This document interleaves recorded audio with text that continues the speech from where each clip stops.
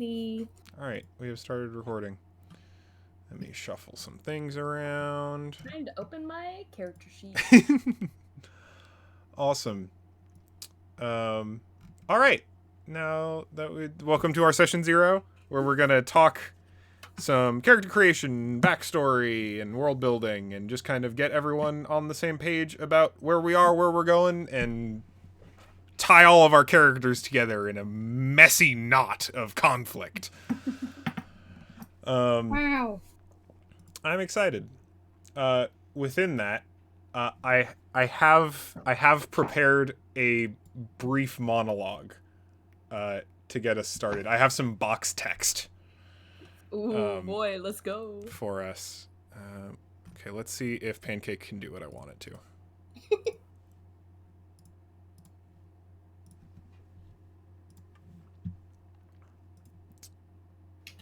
Because I don't know if Pancake can play from Spotify.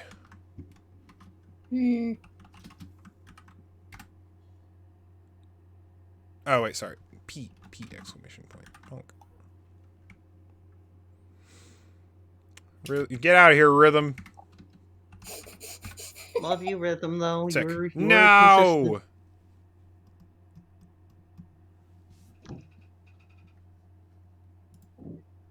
Does it not like Spotify? Apparently not. I bet Damn. The Witcher soundtrack's on YouTube, though. Oh, absolutely it is. Aha! Only I own a fishing rod. Can I have money? Also, new, I forget what I did. Fuck. I forget what I did to get that. I was like, P daily? Yep. There's a new Witcher episodes dropped today. Shit. I want to see my awesome, funny little bard again. I really hope Jeskier's in the second season. Yeah. He's gotta be, right? I assume, because they left on such bad terms in season 1. Okay, anyway. I have a monologue. Welcome to D&D. Yeah. All right. Where's this music come? Wait. Hmm? Oh, there's Pancake. I was like, I just couldn't see Pancake. I was like, where the fuck is Pancake? Where's this music coming from? You forgot to confirm your purchase. I'll do it later. All right. Welcome back to the lands of Gaiul, a world of constant change, at once both familiar and foreign. Unthinkable magics warp the landscape. New gods rise and old ones are forgotten. 1,000-year civilizations rise, then fall, and their ruins are paved over by the fresh settlements of unfamiliar people. People completely ignorant of the history that lies beneath their feet. One such region, is the Feza, a vast desert flanked by dense mountains to the west and the tumultuous ocean coast to the east. Nomadic Kenku tribes have wandered the storming sands for centuries, hopping from one oasis to the next, even as settlements begin to crop up around each small bastion of life.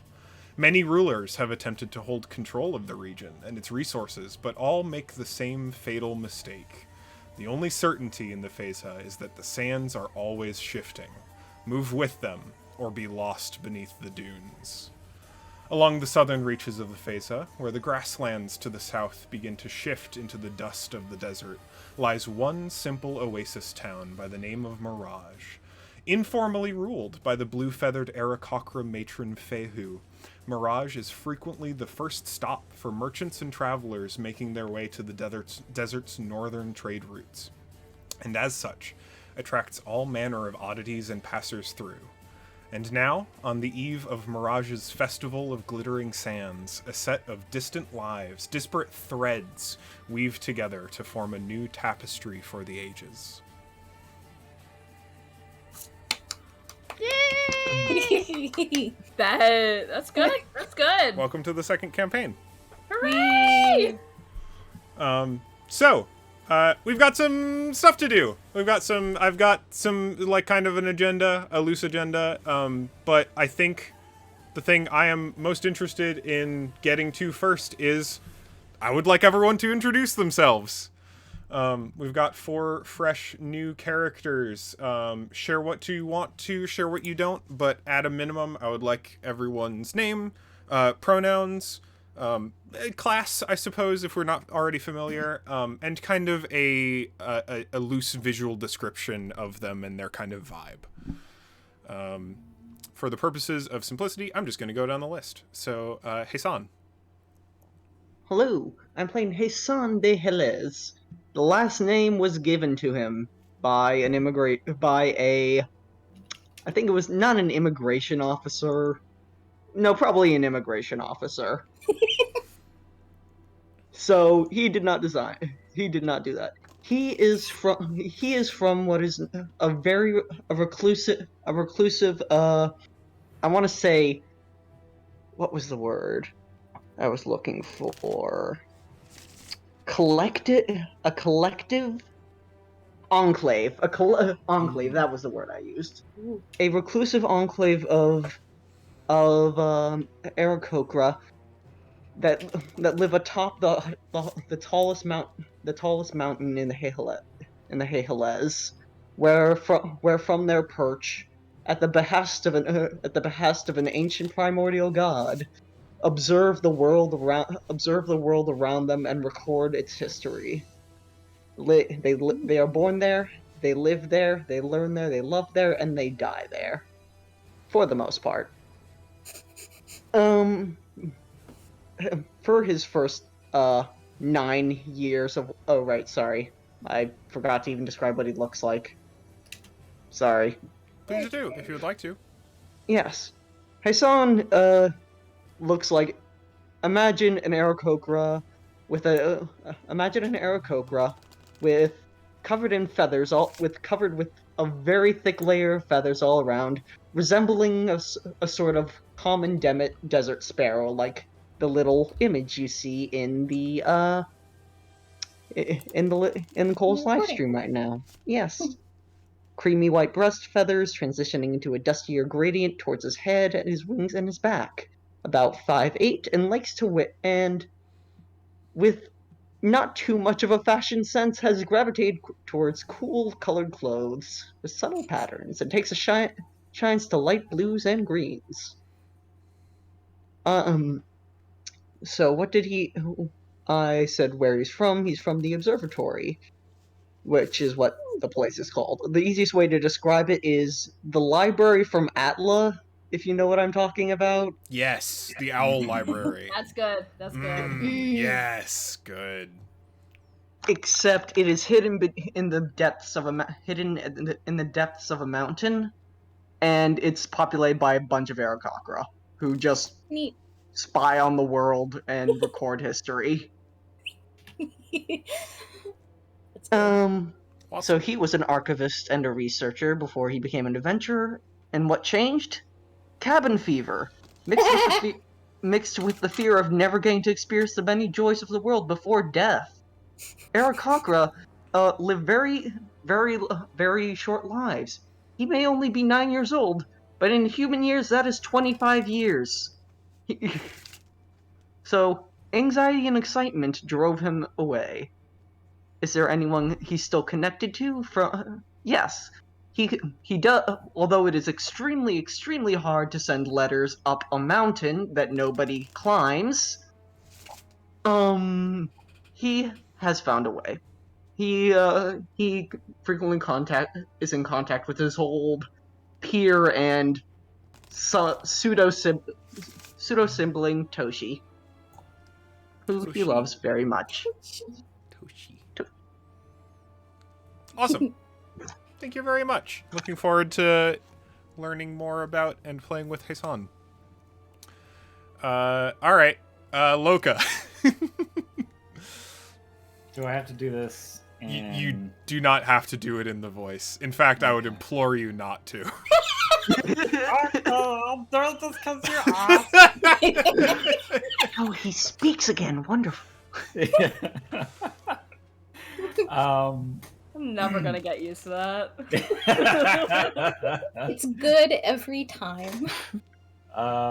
So my character's name is Loka. His actual name is U. And I gave an upward inflection. It is U. But because it is in Aquan and it's in ooh. Nobody really knows what he's saying.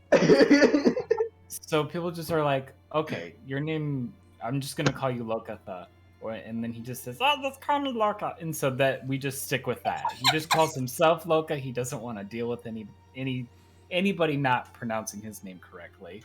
Bless the struggle. So he grew up. Maybe some quick Lokatha society stuff. Yeah. There's two types of Lokatha that I have kind of crafted. You have the deep sea Lokatha, and you have the what's the other word? Coastal Lokatha. He is from a city in the deep sea that they call Atlantis because nobody can once again say the name, and two, it fucks with all of the rockborn peoples, so that, you know, like, oh god, Atlantis, a city under the sea, it exists. No, but you know, it's fun.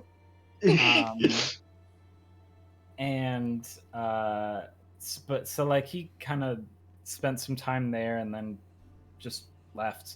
Not really a reason for that as of yet. Found his way to the coast, was trying to figure out what's going on there, and came across the scale docks, where he met a group of just like aquatic based raced people who, you know, were just starting a war against a fishery company, and you know, just it kind of goes from there. Awesome. Mm. And that is how you started your barbarian ways. Exactly, yeah. Indeed. And the as for how he looks, I'm just gonna go based off this picture here because it's pretty good. He does have a little pet beaver that is not named yet. It might just be called Beaver. Yes! Beaver. Yes! We have a pet! Finally! It's not an animal companion though. I will say that. It just hangs around. Yeah, the beaver does not have like stats or anything. Well, I mean, it does. It has the stats of a beaver. Beavers not known for their proficiency in combat. Yeah. But yeah, it's just a fun little animal. I wonder, I'm checking very briefly to see if they actually have beaver stats in the book. Oh, they have to, right? I'm they have almost to. certain. No, see, bat, black bear, boar, brown bear. That's all the bees. That's all the bees No. in the PHB. There's a giant beaver. Let me check the monster manual. Hold on, there's a Reddit dedicated to just this. Incredible. As there should be. Baboon, They just badger, say use a rat stat, but give it a swimming speed. That's actually, honestly, that's a pretty good solution to that. It's really Maybe good, a actually. bit more than a single rat. We can give it one more hit point than a single rat. So it has 1 1/4 HP instead of just 1/4 HP. That's really good. That's really good. Where is there not? Does it not stat out a single rat? Did I miss it? Raven. Rat. Rat. It has 2 hit points instead of 1 hit point. Yes. Yeah. Perfect. And question before we move on, unless you want more things from me, how do you want me to give you some of the society stuff that I've come up with? However you want. I'll figure out how to read. Probably not if there's like an obsidian specific, like it just some sort of if you just want to like copy paste it into something. Yeah. That would be great. I would appreciate that. Absolutely. Hell yeah, hell yeah. Thank you very much. All right, going down the list is Peshmina. Hello, I am playing Peshmina. I am a little pink glacia tiefling. I'm a monk, Way of Mercy. And I'm like, I want to say like 22, 23.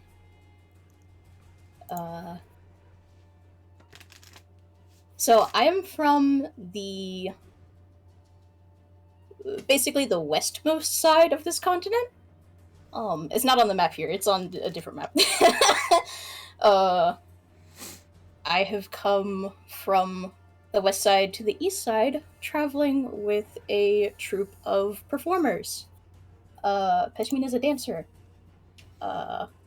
She is a dancer with Tanya's Traveling Tale-Tellers. They're a group comprised of dancers, illusionists, and a handful of musicians. Oh, sorry. And they just travel around. They have kind of a circuit that they run.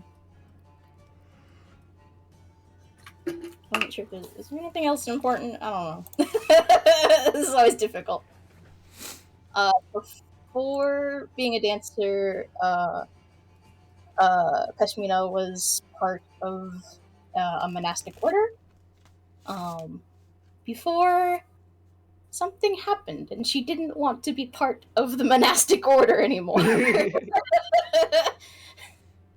And she's just traveled around ever since. Awesome. Thank you. All right. And last but certainly not least, Zaran. Ah, wonderful. I'm so excited. I'm so excited. I'm just really happy to be here, everyone, you know? So Zaran, the Extravagant, as they would like to be called. Although just Zaran to those close to them. They are nothing but a mere traveler, a mere wanderer, ready to explore the rest of the continent. Born and raised within the Fege, they... Everybody will have different pronunciations, and this will be a It's gonna joke. be great. It's gonna be so good. It's gonna be actually regional. It's gonna be... Okay. No, I'm into that. I love that. I love that. And the Kenku will hate it particularly. Oh, I'm sure. Absolutely sure. They just want nothing more than to wander around and become a hero like they've always seen in storybooks. They lavish themselves with gems, jewelry, every bit that they can to stand out. They stand at a tall 6'2" for their age of 20 years. And for being a human, the one thing that they do stand out with is the pair of animalistic ears and a bushy tail that they also have as they walk around. They are always accompanied with a staff adorned with a blue-colored Turkish lamp that they always have around them. And you never see them without a smile on their face. Bet. I do not know if there's anything else you need from me. No, I think that is a sufficient amount of information. Hooray. Relevantly, either connected to your character or not, Of course. you have also defined a little bit of the city of Althra. I have, yes. Which, on the map, as displayed before you, is that double circle X. Correct. That is the location of Althra. It is fairly large, if I remember correctly. It's probably the largest settlement in the Feza. I described it as the capital, personally. I would... Disputed capital, but by population? Yes. Yeah. Yeah. Because the thing, like I mentioned in the monologue, one of the things about the Feza is it's really hard to control. Yes. We'd been, Eli and I talked about this a little bit, in accordance to how he'd been kind of initially conceptualizing the region. But the Feza is a lot like Siberia, insofar as, like, if you are not prepared for everything involved in living there, you are going to get ruined by it. Because it is a fundamentally inhospitable place to live, except for the individual locations in which that is not true. Correct. But yeah, I fully believe that Althra claims to be the capital of the Feza. Oh, absolutely. It absolutely does. Yeah, excellent. Or at least the current, like, it claims that it is the current. Excellent.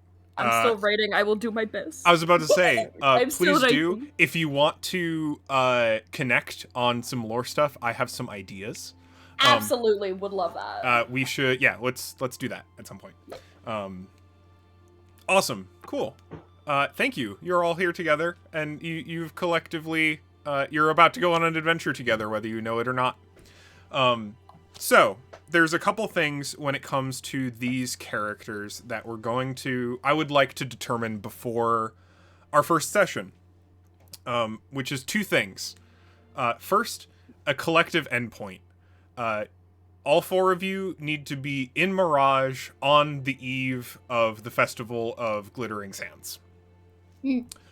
But you all can get there in your own ways or not. And the other thing is that you all have to have at least one connection to another character in your past, in your first 3 levels, effectively. At some point, you've run into each other once. Not necessarily everyone. If you want to have a connection to all 3 other characters, you may. But just to start linking people together already. Additionally, relevant to, especially if you would like a particular reason to be in the Oasis town of Mirage, the Matron Fehu is another character that you may optionally have had dealings with in the past, have had a relationship with before, have spoken to, or maybe she's heard of you and is interested in inviting you here for the duration of the festival. So if you need a line or an explanation or just any help in thinking about how or why your character is where they are, those are some fun things and excuses. If anyone has any particular ideas about how they could be linked to one of the other characters after having heard about them and their goings-on, by all means. I have an idea. For Zaran, I think By all means. Zaran may have been one of the first people that Hasan spoke to as they made their way the trek down the Hehelez and into the first city they came across. He probably came into town wearing very dingy clothes. Like, I think, is it not inaccurate to say that Zaran is something of a fashionista? Or very, very... Not wrong. Are you saying that I just roasted the ever-living shit out of your character? Yes, and then dragged him into a clothing shop? You know what? I'm all for it. How much money do you... Hey, Bird, how much money do you have? All right, good. We're going shopping. And I'll work with this. I'll work around that. We will set you right, buddy. Oh, queer eye, but D&D. Honestly. So tell me about your lifestyle. Oh, I God. read books. I watch other people do stuff. I play the lyre sometimes. So relevantly, this is a thing Fascinating. that I thought, if you want to, you can play that out, like right now, if you want to, between the two of you. If you want to have a little pre-game experience, if you want to do a little scene of that happening, you may. Do you want to? I will leave that entirely up to you. Okay. Might as well. Alright, let's do it, baby. I'm pulling up my character sheet. Oh, shit, dice. Oh. I should go get my dice! Hold on, I'm gonna go get my funny shiny dice. I'll be right back. Feels good to be home. Hannah, those are very, very good sketches. I just saw them. Oh, thank you. She looks so happy. She's a cutie. Look at all the little frills. This character gives me the perfect opportunity to use my glass dice. Glass. I'm using my glass dice for this character. That's very cool. Super shiny, super pretty. Alright. So let me look at the map of that you created. Is it in Docs and where is the map you made? The one that I did is going to be in Docs and Art Docs. Art and pictures. Okay. It's super rough, but it has like a general idea. To put it in perspective, the markets are on the west and east points, and they do connect. So consider it one long market that just kind of like connect in the middle. Like Magnificent Mile, except even more. Yes. And Yes. it's all like covered from the Yes, central mostly. spire. So Interesting. Okay, cool. it's so hard to explain without me having like a diagram. Mhm. Like a 3D But model. it's so difficult. But basically what I had for Althra, for the city, it's the residential districts are like the southeast, southwest, northeast, northwest points. Mhm. They're all raised up. They're on like higher levels. Mm. So the actual like straight cardinal directions are like other places within the city proper, and they are kind of on the lower levels and mostly connected. So even with the residential districts, they kind of like go up almost. So everything kind of tunnels beneath them. Almost everything is covered. The city's official name is Althara, the city of 1,000 colors. Hmm. Right. Just because it is like out there. Alright. So it's a bunch of like banners coming down from the central spire. The central spire itself, there is a giant kind of like circle hole that like cuts through, and you can see it straight down. And there's just a bunch of colorful flags kind of coming from the very top of the central spire and down onto buildings below. I can kind of imagine that. Yes. I So want I to think- try and make 3D, but it's so hard. So wait, the East Market is on the lower level or higher level? Lower. So west and east, they're both just the straight directions. They're on the lower levels, but they connect. Okay. Gotta get Okay. crafty and make like a diorama. Honestly, I should at That would this probably point, be easier 'cause than 3D modeling it. Because I just made this so complicated for myself just because it sounded cool. It is very cool. This campaign hasn't even started, and it's one of the first that's made me want to try and do like cityscapes as paintings. Thank you. East.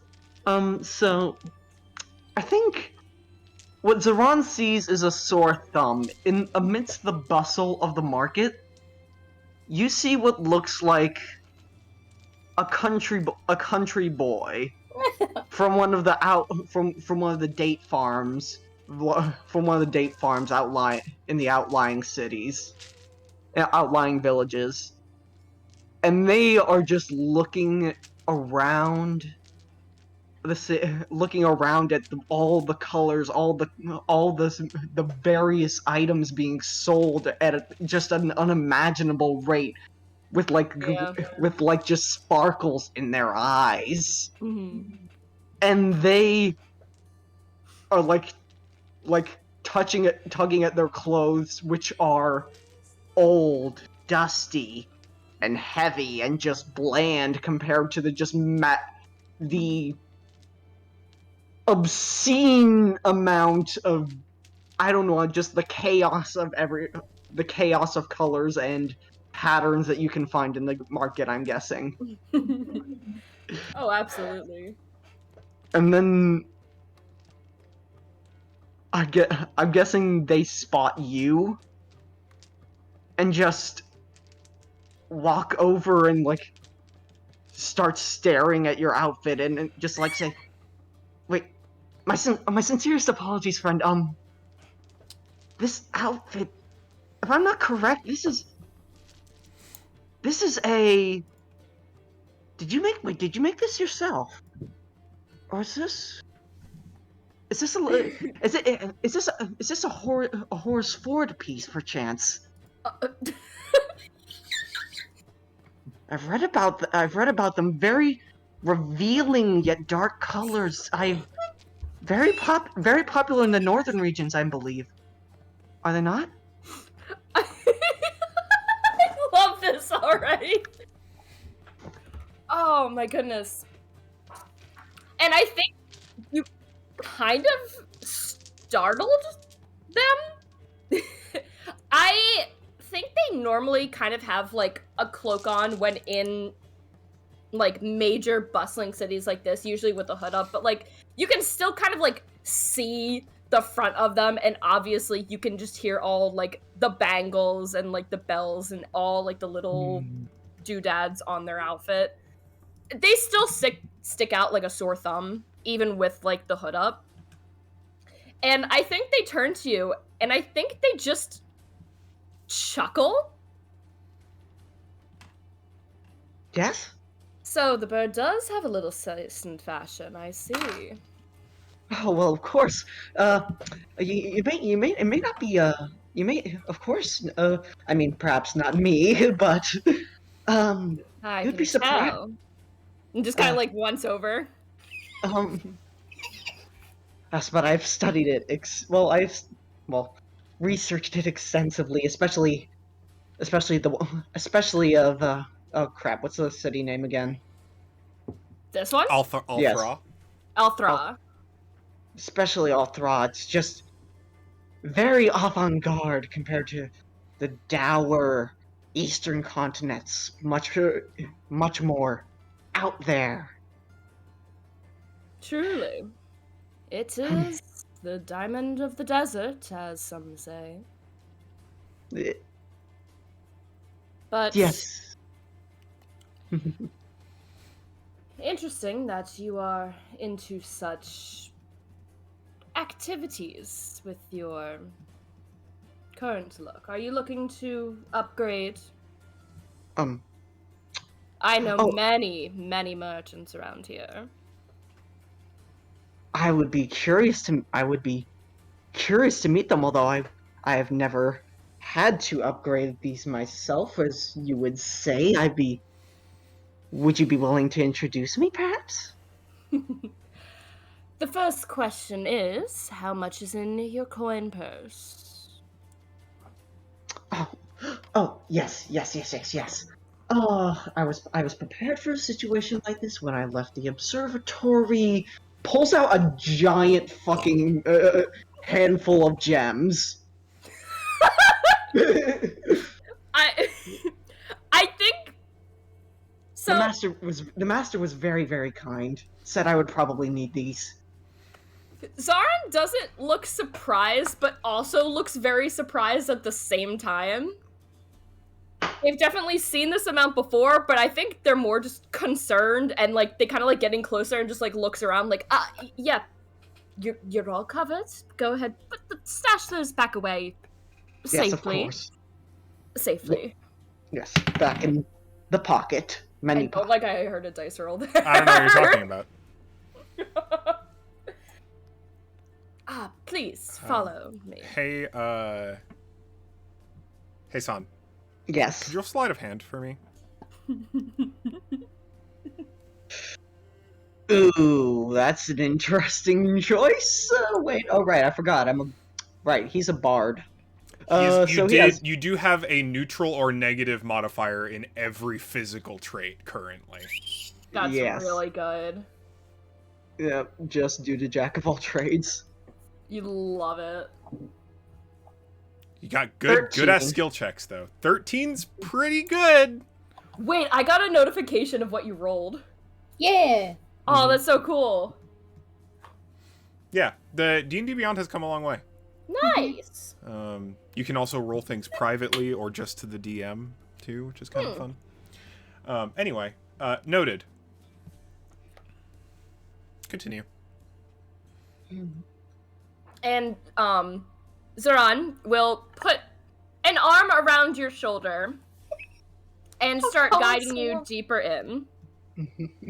And just kind of small talk along the way, but I think Zaran knows the city, and I think Zaran's gonna keep an eye out for anyone that's kind of fallen a little too close, because they know.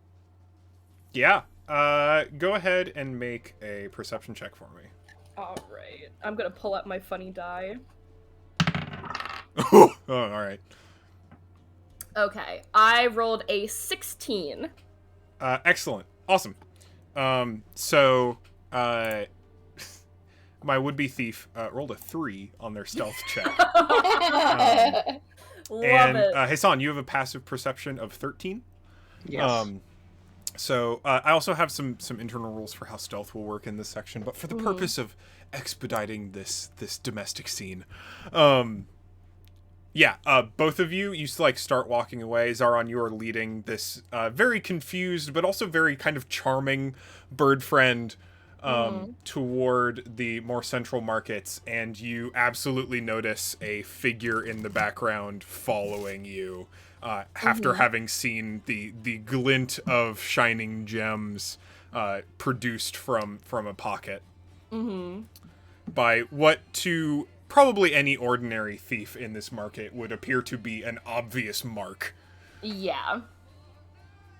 And I think just as Zaran is having, like, just casual small talk with this new being around them, they're going to tap their staff twice onto the ground, and they're going to cast Minor Illusion on the ground as they pass by. And it's just going to spill a few fake gems onto the ground. Excellent. To kind of give them a little bit of room for them to go by. Absolutely. So you Hasan, you may choose to notice or not. But this companion, these quite convincing but small little glittering gems appear to fall on the ground noiselessly as you walk past. And Hasan and Zaran kind of like keeps you moving forward as these fall behind you, and you notice a figure from kind of among the crowd kind of like dash forward and scoop a handful of dust from the ground, and then kind of look at their hand confusingly, and by the time they look up to spot where the two of you went, you've disappeared into the crowd. Hasan would like to memorize their face if possible. The thief? Yes. They are wearing some amount of they're dressed like a rogue, right? Okay. They're not but you may actually give me like, I know I'm rolling a lot of dice for something that is not like, but it's fun, right? It's fun. Why not? Something that would be a good, like, I'm going to say investigation, actually, I think, to kind of try and memorize this visage. There we go. Oh, that's good. That's a good roll. That's a good one. Wow. How'd you do? 24. 24? Natural Oh, and 20. it's a natural 20. Nice. Hey, yeah! Nice. Nat 20. Yeah, like, The clothing, maybe. yeah, no, the clothing's distinctive, and I think, like, in the glint of the sun, as they, like, scoop this handful of dust and, like, whip around to look around, some of their head coverings come loose a little bit, and you see, this, kind of, like, slender, almost gaunt, elven woman beneath these robes. Once you kind of finish scanning her features, you see as she disappears back into the crowd. Hasan will whisper to Zaran. Not 3 months not 3 months away from the observatory, and already I'm being followed by thieves. This is everything I'd hoped it to be. You have What a rush. very interesting ideas of fun, then. But, by all means, and they will turn to the left, and immediately there is, I'd say it's kind of a building built into the wall of the residential district. And already you can just see nothing but patterns of fabric. Just like all sorts of just super patterned fabric. You see gold thread everywhere. It looks like a more upscale place than some that you had passed already with them. Hasan is overwhelmed. He's just saying, so, colors, what colors do you think would go good with Your That- feathers. And I think they lean in a little closer as if they're like giving you like a full like once over. They kind of like spin you around in a circle. A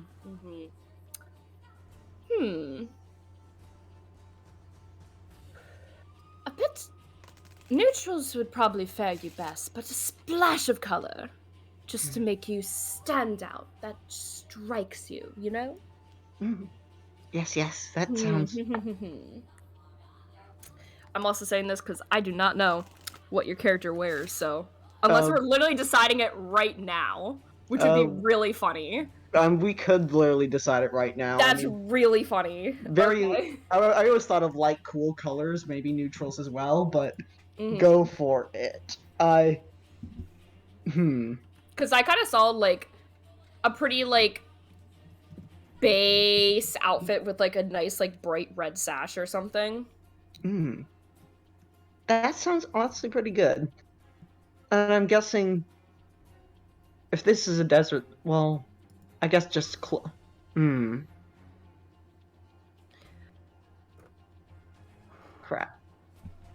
Color theory! I would also like to add, sorry.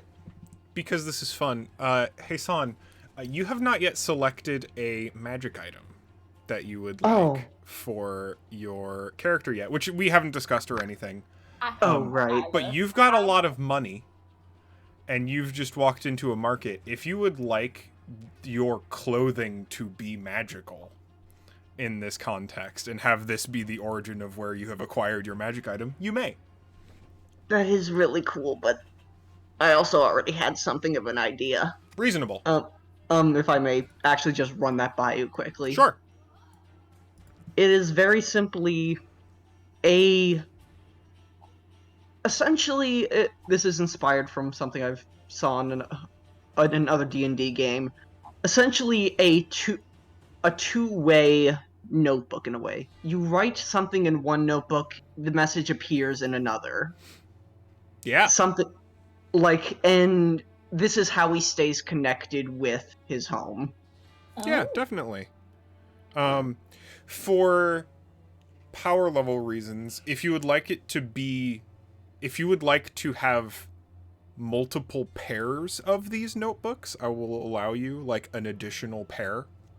So you have the one that allows you to communicate with your home mountain, and if you want another currently unbound pair, both of which are on your person, you may. Okay, that sounds good. Cool. Thank you. I'll make a note of that and homebrew it. Yeah. As far as outfit goes, I think he... Like I said, I am not a very good descriptor, but it was like... what I had before was kind of cool colored clothes, subtle patterns, takes a shine to light blues and greens, maybe something like that, I don't know. Sorry, I forced a lot on you, Caroline. No, it is A-okay. I think that, yeah, if... they would also see that you're probably a little more drawn to these colors. And obviously, since they wear a lot of blues and purples themselves, they understand. I think they would probably do, like, a more, like, neutral coat, but, like, probably instead of, like, a red sash, maybe it's, like, blue, but it has, like, gold details, like, gold stripes that kind of go, like, diagonally throughout. So it's just, like, a little bit of color. Also look good, like, a little more, I don't want to say mature, but... Probably a nice tunic, Yes. some loose pants, things that are good for travel, but also For travel like, and desert. yeah. So clothes that are more accustomed to the wind and sand rather than the high altitude and storms and rocky cliff faces of the mountains. Very loose. Lots of loose. Very loose. And I think, if I may say, that's mostly, for the time being, maybe where their interactions would end and they would go their separate ways and not meet again until Fuck. So Ah. Mirage. Oh, I'm absolutely okay with that. Sure. Yeah, but there's one thing, Cole. Can I do a little mini scene? Please. Real quick? Please do. Hey, someone would like to. Oh wait, second. The Banana Tiger song is playing. Banana Tiger. Oh, okay. Sorry. Silly. Love that. I've never played The Witcher 3. I've been meaning to. It's so please. I own it now. I bought it for like $2 in the last Steam sale. All right. Oh, that's Hey, nice. someone would like to track down the elf, if that's okay. Oh my god. Sure. Interesting. It's going to be hard. This is going to be really hard. Because this is a huge market that you're not familiar with. You're probably not familiar with the authority structures in place, and you're trying to track them down yourself, too. So, like, you can absolutely attempt, but, like, straight up, this is going to be, like, DC 20 investigation. Okay. 1, hopelessly lost. No! Love it. Like a nat 1? Plus 4. Oh, no! Alright, cool. Wow. You try really hard, and like you go back to the spot you last saw, because like you always got to pick up the trail where you left off, right? And like you are wandering for hours. You're every time. It's not even that you. The problem is that you keep thinking you spot them. Every time you look a new direction, you go, oh, that's them, and start walking off that direction, and then you lose them, and you walk around, and you go, oh, no, they're over there.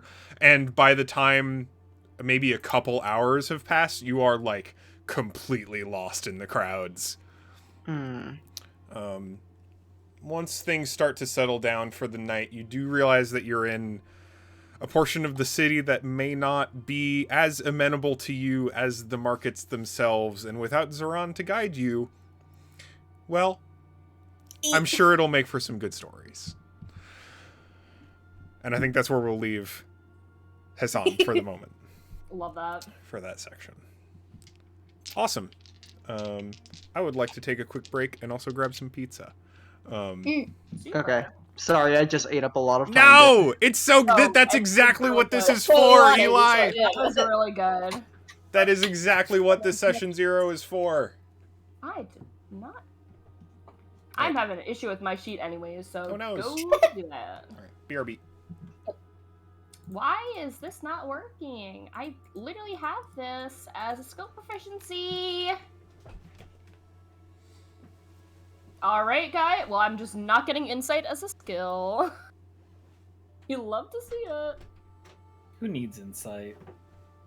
Actually, I wonder if I can change it, if it would fix it. Because I found out, really funny, if you scroll over some things that you get with your background, you can see what, like, that person's background is. Just found that out, and I'm like, oh, no. I want to keep secrets. So I have to change that, and I'm not getting my, 1 proficiency back, which kind of blows. Why are you not doing the thing I want you to do? I've been thinking. Oh no. Yeah. Oh no. Alright, go on. That can't be good. It's not. Oh no. I love the idea of Loka just being absolutely uninterested in playing the game that Zaran is playing. Okay. And I'm so glad everyone's gonna either love or hate my character immediately. Love that. I think Loka will be completely ambivalent, but I just think he's not going to be interested in like, oh no, it must be the extravagant. He's going to be like, oh, the extra fragrant. Extra. Oh, The extra no. fragrant. Extra fragrant. The extra fragrant works too. That one's good. That one's good. I've been sitting on that for a while. Oh man. Oh man. That, and also because you have ears and a tail. I think I was gonna land on calling the beaver Puppy. That's so good. And I think he might also call you puppy every now and then. Oh my god! They would hate it, and I love it. Yeah. I absolutely love it. Oh, that's so good. That's so good. I'm glad you liked it, because I was like, this is either going to go over really well, or it's going to go over really Oh poorly. no, I think it's hysterical, because I get to play a character who's just like, oh, excuse me! How dare you? Throw my glove at you. Oh, see, he yips like a puppy. What did I come back to? Apparently, Nothing Zaran's Loka's new nickname for. You cut And out. oh, it's Loka's nickname for Zaran, and it's good. What is? The nickname. Puppy? The nickname is Oh Puppy. my god. The nickname is Puppy. I think because I was thinking of calling the beaver Puppy, and because Zaran has ears and a tail, it just made sense. Mhm. Also, because Everything is Loka is completely uninterested in playing the game that Zaran is playing. Anytime that So Zaran good. requires to be called the extravagant, Loka will call them the extra vagrant. Extra vagrant. Yeah. Excellent. Eli, are you here? Yes. Awesome. Zaran and Hasan both take 50 XP. Okay. Yeah. I will mark this down. Hell yeah.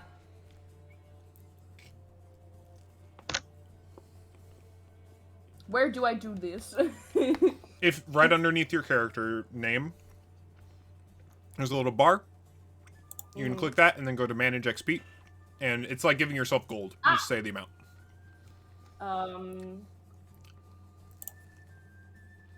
You said 50? 50. Yeah. Okay, awesome. Yay. Wait.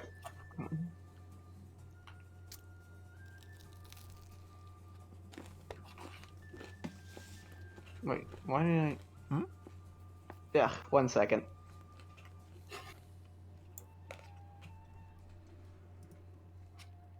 For some reason now it's saying I'm level 1, even though I'm a level Uh-oh. 3 bard? What? Here, I'll mess you- with it. Oh, did you assign XP instead of add XP? Oh. Yeah, it looks like you did. Okay, Here, I'll fix it for you. There we go. thank you. You should be up to level 3, and then when you It's go in gonna there, be 950 total for yeah, us. when you pick manage XP, make sure you put it into add and not set XP. Okay. Gotcha. So where it says type XP value, you put in the number there, and then you'll have an apply button that pops up. Mm.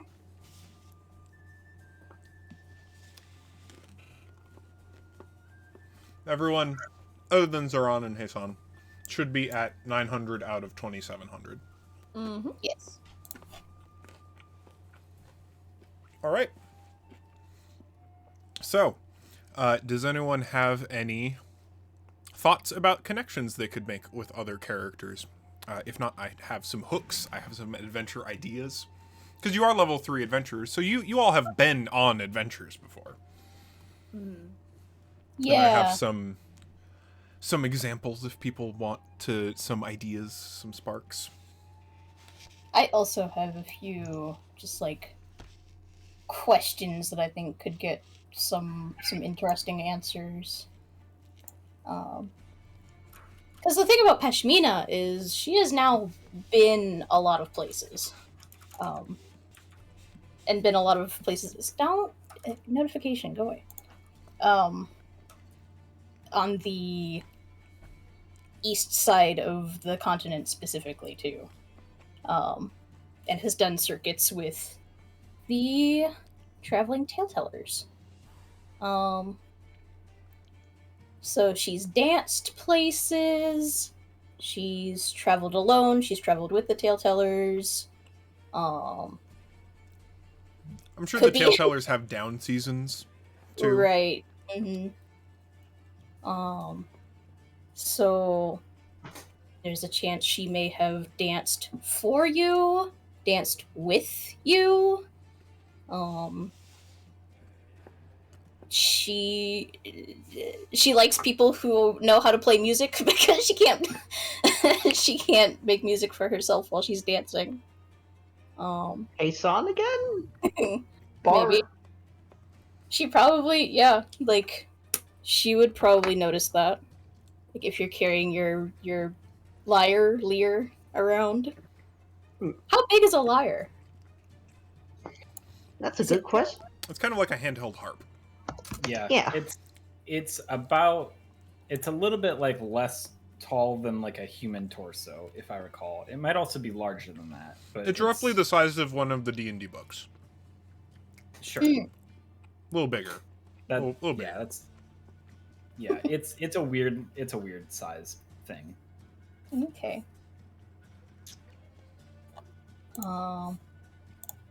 She would probably notice that. She would probably, I bet, while traveling, during some of the like downtime, maybe on their way to a gig or something like that, but maybe not actively playing or practicing at the time. She probably sees that you have an instrument and just kind of stares across the way. May I suggest something? Mm. They were probably heading in opposite directions in different caravans of nomads, essentially. Hasan sees culture, performance, storytelling. Immediately hops caravans and stows away. Okay, alright. That's really good. So if you'd like some visual locational context, that dotted line around Hav's Wrath is the major cyclical trade route of Phasa. So it's somewhere along the line, maybe.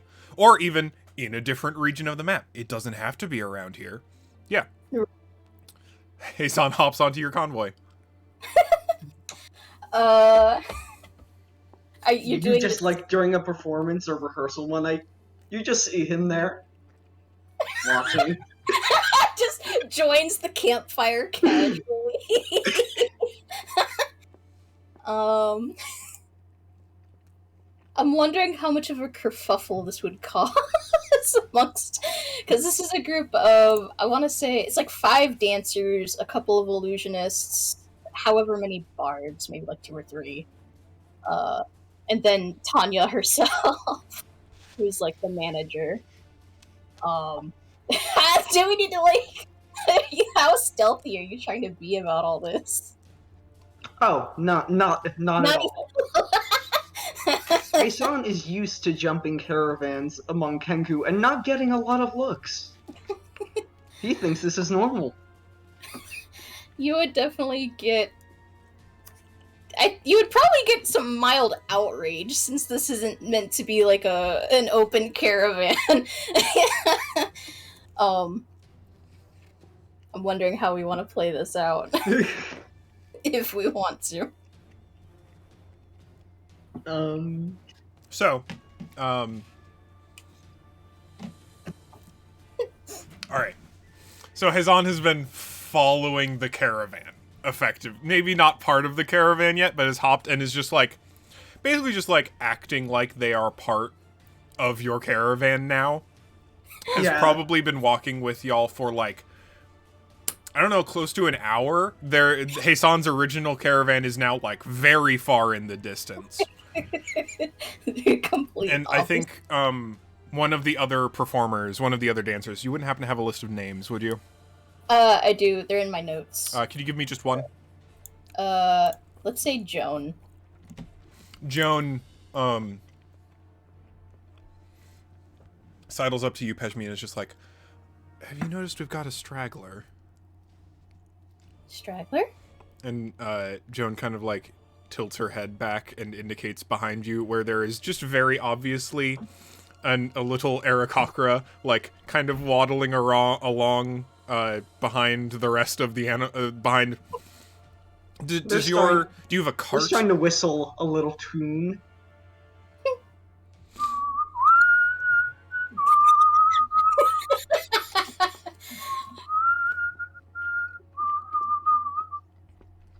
something like that. A new bard? They're not among ours. I'll go talk to Tanya about it, but would you mind humoring them for a little bit? Sure. And then she'll just kind of, she'll just walk straight up to you. Hello there. Hi. Oh, yes, you're the Glacius Tiefling? Glacius Tiefling, correct? If I'm not, that's your heritage? I don't know. I guess. Yeah, quite frosty looking. My apologies for assuming. My name is Hasan. It's very nice to meet you. I saw you earlier. I saw you earlier when you were, and as well as your troupe. You wouldn't happen to be a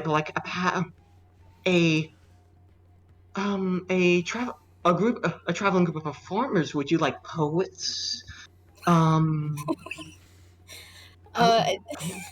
She starts to kind of laugh, and then just kind of like, as you are both walking alongside the one of the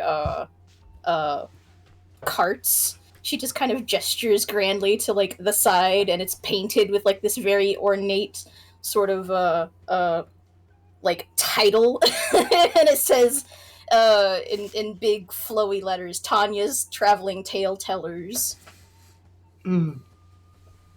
Ooh, but you are dressed as a dancer. Interpretive? Performances of old legends? So we do a lot of things. We have illusionists and bards and dancers. And we do big performances. We tell stories through dance and song and a little bit of magic. And you've traveled these deserts since when? How long have you been here? Oh, well, the whole troupe has been doing this for quite a long time, and members come and go. I've only been doing this for a year and a half. And you Oh, so I'm guessing what you're saying is the troupe has been traveling the desert for a long time. Just that's me, Eli, over the table asking. Right, yeah. And with that, fascinating. I'm surprised I hadn't heard of you earlier. Perhaps, I'll have to learn more. I suppose I'll be happy to learn more about you. It's not much. I've heard plenty and read plenty about the flocks, but traveling performers, that's a rarity around here. Especially ones that would looks around at the desert shifting around them, would be willing to travel such distances for mere performance is fascinating. I'm excited to see what kind of things you. I'm excited to see a performance. Well, I mean, I suppose you could follow, and then she kind of like glances up ahead. And you see Joan and Tanya like kind of hanging back in the caravan, and getting closer to the two of you. The thing is that we kind of have a schedule and not a lot of resources in the meantime, and she sounds kind of like worried. Hasan leans in a little bit closer. Does that mean you have no space for another traveler, perhaps? Not even one that might be able to be self-sufficient? This would not be the first time I have hopped caravans in village. It was my impression that it was quite a common practice among the desert. The thing is that we're not really a proper caravan in the typical sense. It's more of we're a business. I think about then is when very Western. Oh my God. Is when he literally says that. Yeah. Around then is when Joan and Tanya kind of catch up with you. And Joan is in something of kind of a defensive stance more than anything else. Doesn't look to be actively threatening or anything, but is like just keeping an eye on you, Hasan. And Tanya kind of walks up to you and just like, oh, all right. Bird, you appear to be some sort of bard, is that correct? I suppose in one sense of the manner, yes. You do play, right? Correct. What's your medium? Oh, music, old folk songs mostly. Once I studied back home. Tales of old. Interesting. Is there a particular reason you've chosen to abandon your previous travel plans in favor of ours? My house, This fascination. is a very weird voice for Tanya. I'm gonna work on it. Workshop of it. Fascination. Find it fascination, my friend. You, I don't. It's not often you see a traveling band of performers braving the ever shifting wastes of perhaps the most hostile desert on the continent, simply to perform. I would like to see what sort of talented veterans would not only know how to perform but to survive such desolate wastes. That is very charming. It's very charming of you.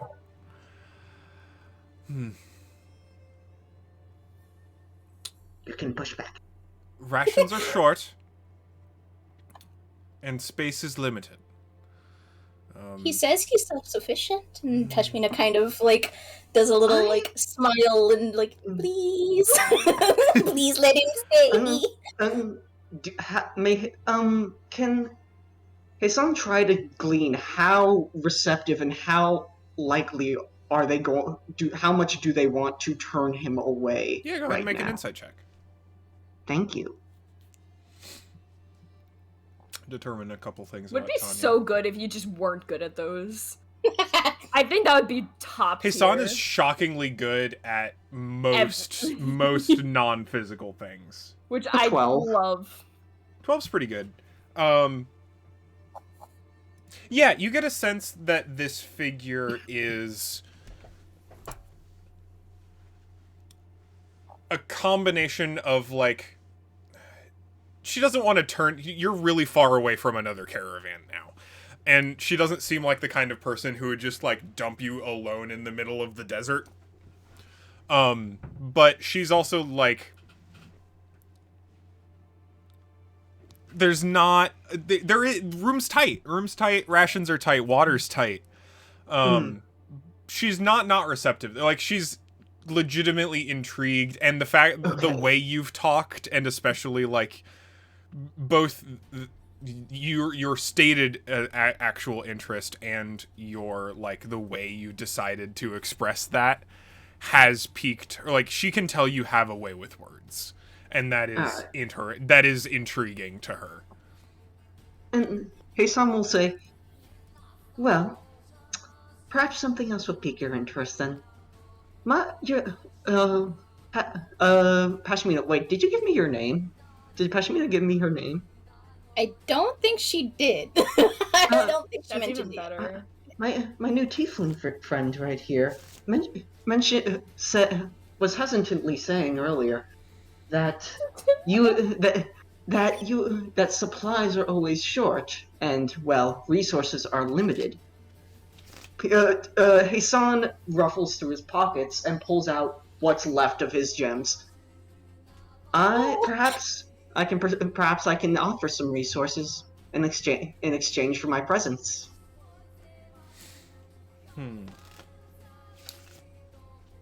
Yeah.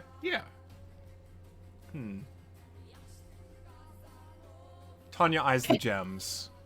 And also just, like, looks at Hasan, looks at Peshmina, and it's just like, oh well, it's just for a while. what's one more? And I do expect you to keep your upkeep, even if you're not a performer with us, which I would like you to be, if at all possible. Then do at least make yourself useful, alright? Mm-hmm. Awesome. Alright, and she kind of looks over to Peshmina and just goes, keep an eye on him for me, will you? She just kind of like nods. Alright. Welcome aboard, Hasan? Hey, What is it? Hasan, correct. And it's very nice to meet you, Peshmina. And your name? Tanya. Nice to meet you. And I think you travel together for a good while. Yay. Hasan, you're a good bard. Like, of all the, like, adventurer classes, right? Like, bard is the most of an occupation. Yeah. I would like to know what kind of style your performance takes as part of this band. Are you a story weaver? Are you just a musician? What's kind of your preferred medium for your duration, for your stay? Mostly a story weaver. This music I does like not to. match. Sorry. For some reason, I like to think. For some reason, I like to think of Greek chorus for some reason. Of just like the way epic poetry is told. Musical notes accompanied by grand stories of heroes and gods, and other beings. Very cool. That also kind of fits in with the kind of general overall mood of the vibe of the troupe. Peshmina especially weaves magic into her dances, so she'll use like minor illusion to kind of create like images and things as she dances. Hasan will definitely, if I may add on to that, like how they would interact, like using prestidigitation, like not like modify the sound of their lyre as it comes out, making it seem sometimes more distorted or more bassy, using that magic, if that's okay. Yeah, please. Yeah. You probably fit right in for the most part. Peshmina will be sad to see you go. I'm trying to think of how he would leave, though. I'll think about that later. Something new catches your attention. Oh wait, no, what is that? What is this talk? Shut up. Somebody's talking to me in a different chat. Yeah. Shush. Enough to know that you've traveled together for a while, had maybe an adventure or two, and then went your separate ways. All right, both of you go ahead and take 50 experience. Yay! Yay.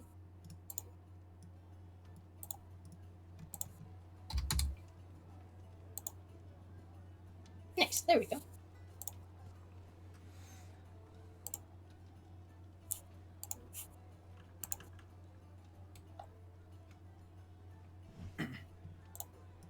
Awesome.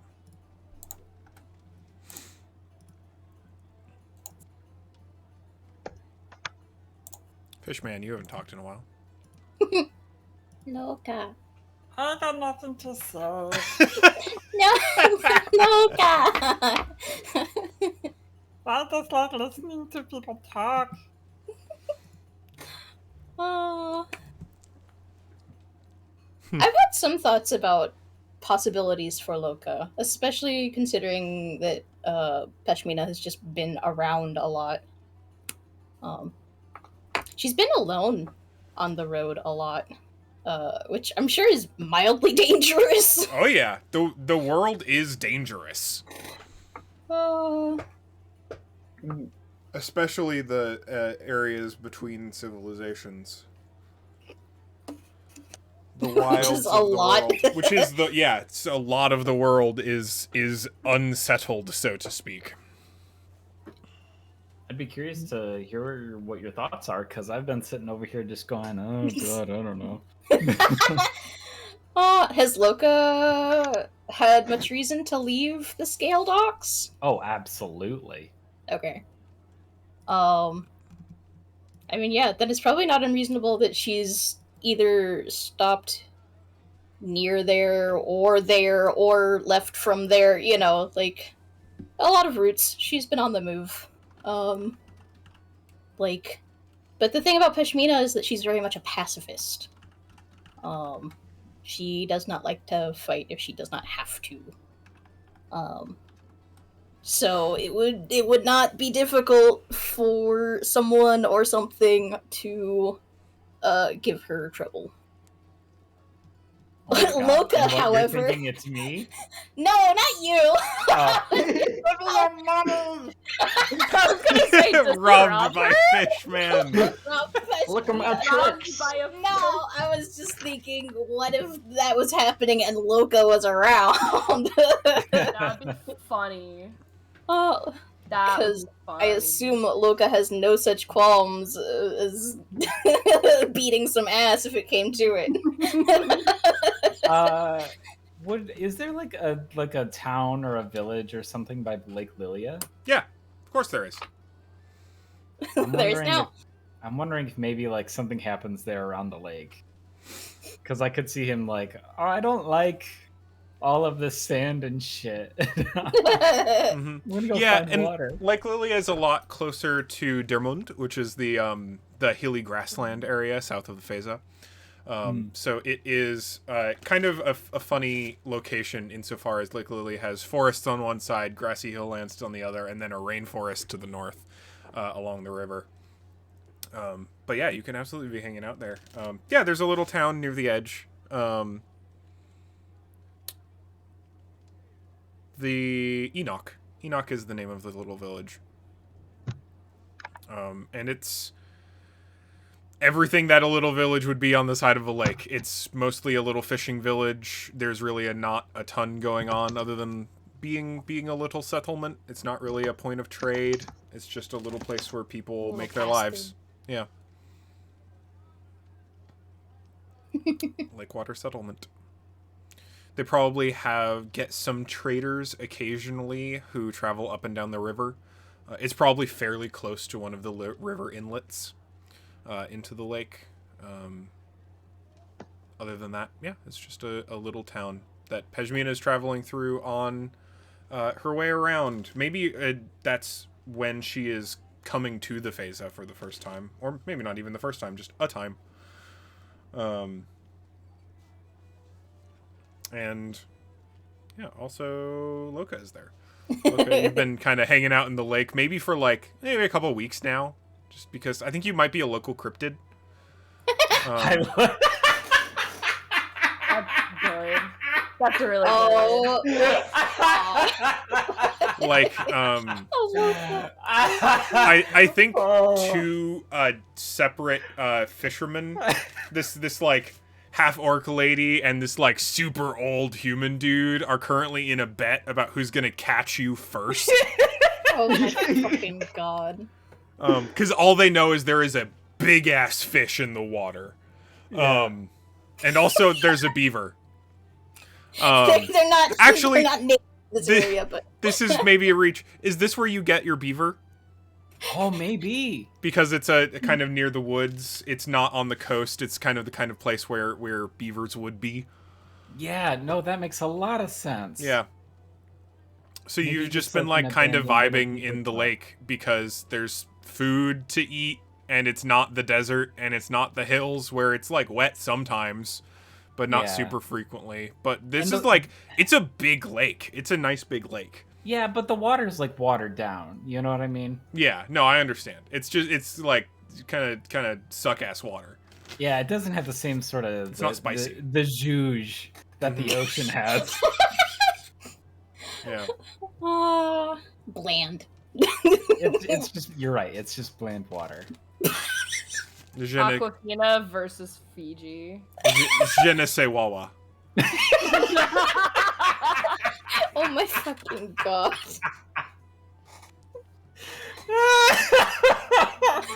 That's Yeah. good. That's very good. So- Holy shit.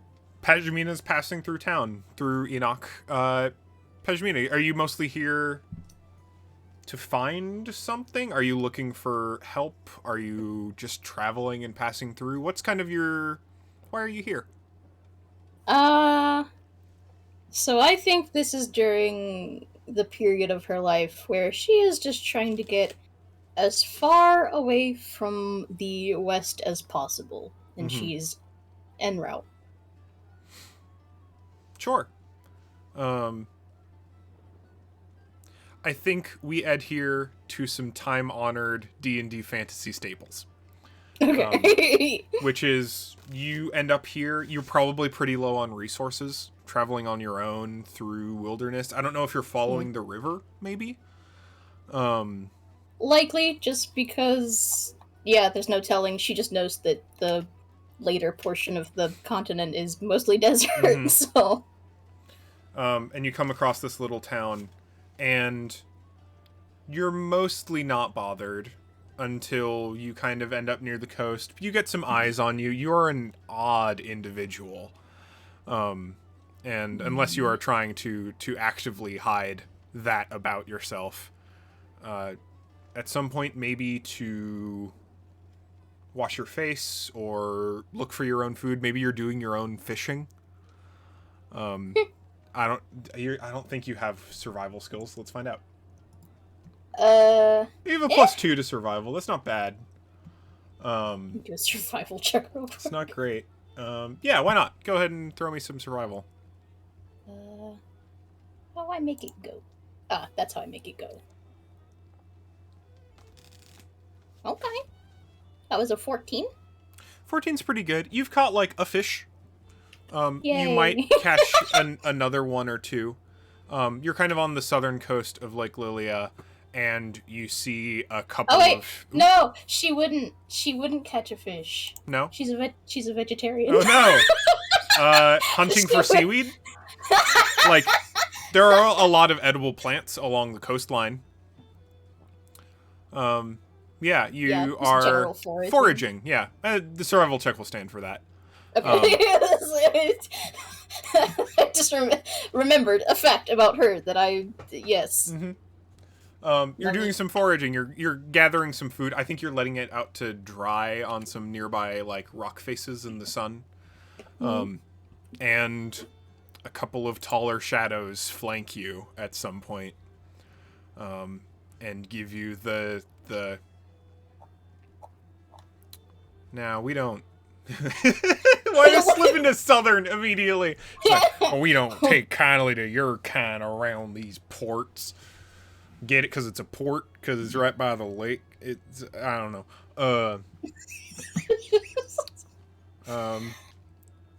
And yeah, Loka, you see a weird little unicorn tiefling getting, like, bullied by a couple humans from the nearby village from underneath the water. Let me look at something here. Oh, he's not actually very good at this, which is very sad. What are you trying to do? I think my kind of hope is that Loka would have first seen Peshmina from underneath the water. Yeah. And that he would have like kind of swam further to the surface, and maybe she even like saw him briefly. Sure. Yeah. Just like deep underneath there. She'd be like, And so holy fuck, that's a big fish. I think, if they start getting handsy, he probably like pokes his head out of the water and with water still in his mouth goes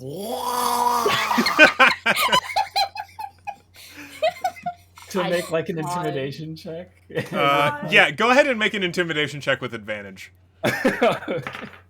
Well, that's 18. That's 8. So 18. +1? Oh my god. Or Yeah. does that include? No, +1? that was the total. That Okay. was the total. Yeah. I mean, these fucking ruffians do not exactly have high wisdom. Oh yeah, you scare both of them off. They like, just like, I need to come up with a cryptid name for you very, very quickly.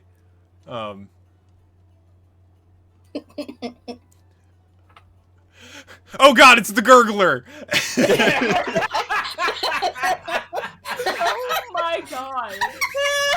and both of them run off. Oh my god. The gurgler of Lake Lilia. Peshmina's just like, the gurgler. What's the gurgler? Should I be worried about this? What the fuck's the gurgler? You knew someone. They just called this thing the gurgler, and then ran away in terror. Loka's sound turns into. Oh my god.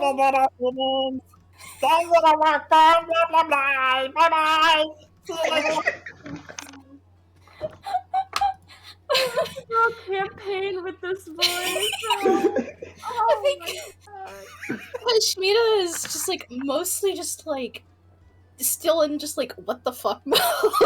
Like 1 minute she's being harassed, and then they're gone, and then there's a fish man just laughing. We are now also getting harassed by. I think she's just kind of staring, like, do I also leave? Do I? It's just like, hi. Are you okay? She just kind of looks around. I am now, I guess. Thanks. You're welcome. Do you live here? More like, Oh shit! What's the word I want to look for?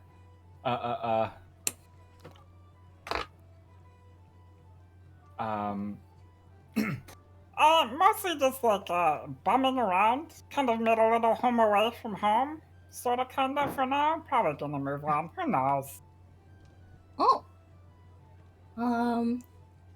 These people are really fun to mess with, though. You see them go off like that? It's really great. They call me the gurgler. What the hell is a gurgler? I don't know. I was wondering what they were talking about. I was like, what the hell is a gurgler? That's what I said.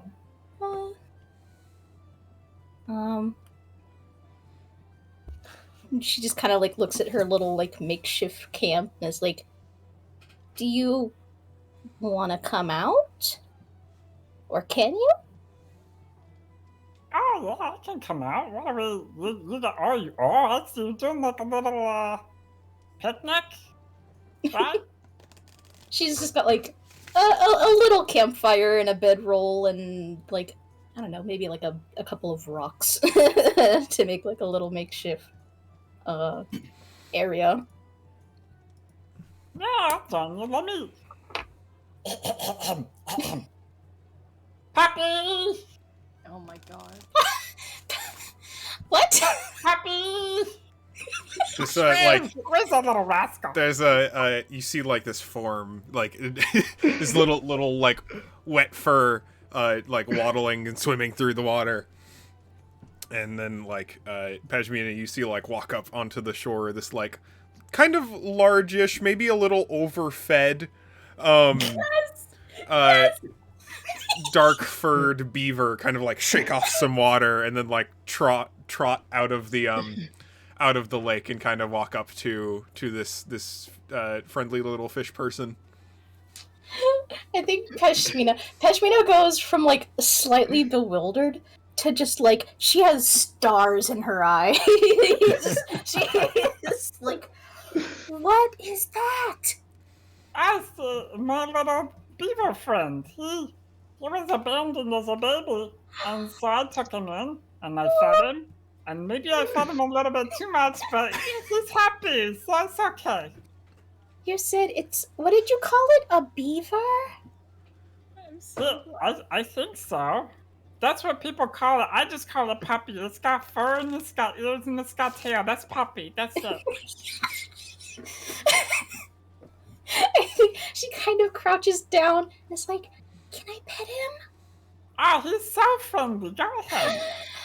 Puppy, and like kind of like gestures to see if it will come to her. Yeah, the beaver kind of like looks up at Loka and kind of like waddles forward, kind of like apprehensively, looks up at you, Peshmina, and then just kind of like pushes its side into your hand.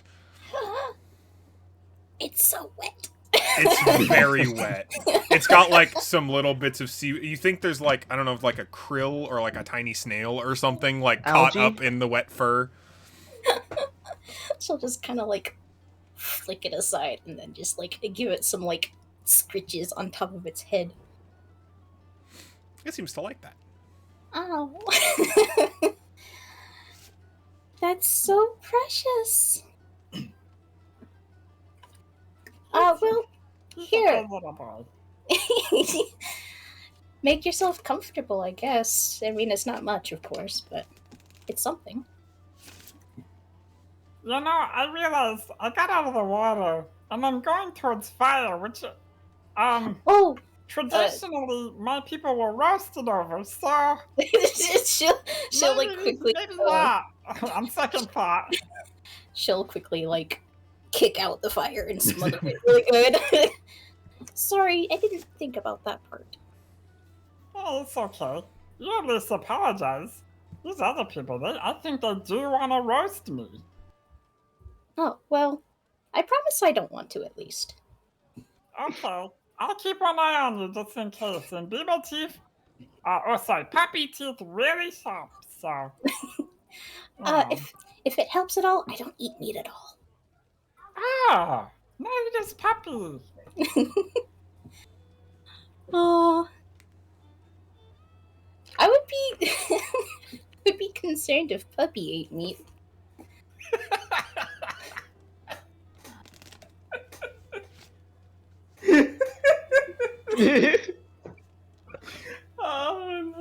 Puppy just like flops over onto its side. It's like completely blank stare out into the distance.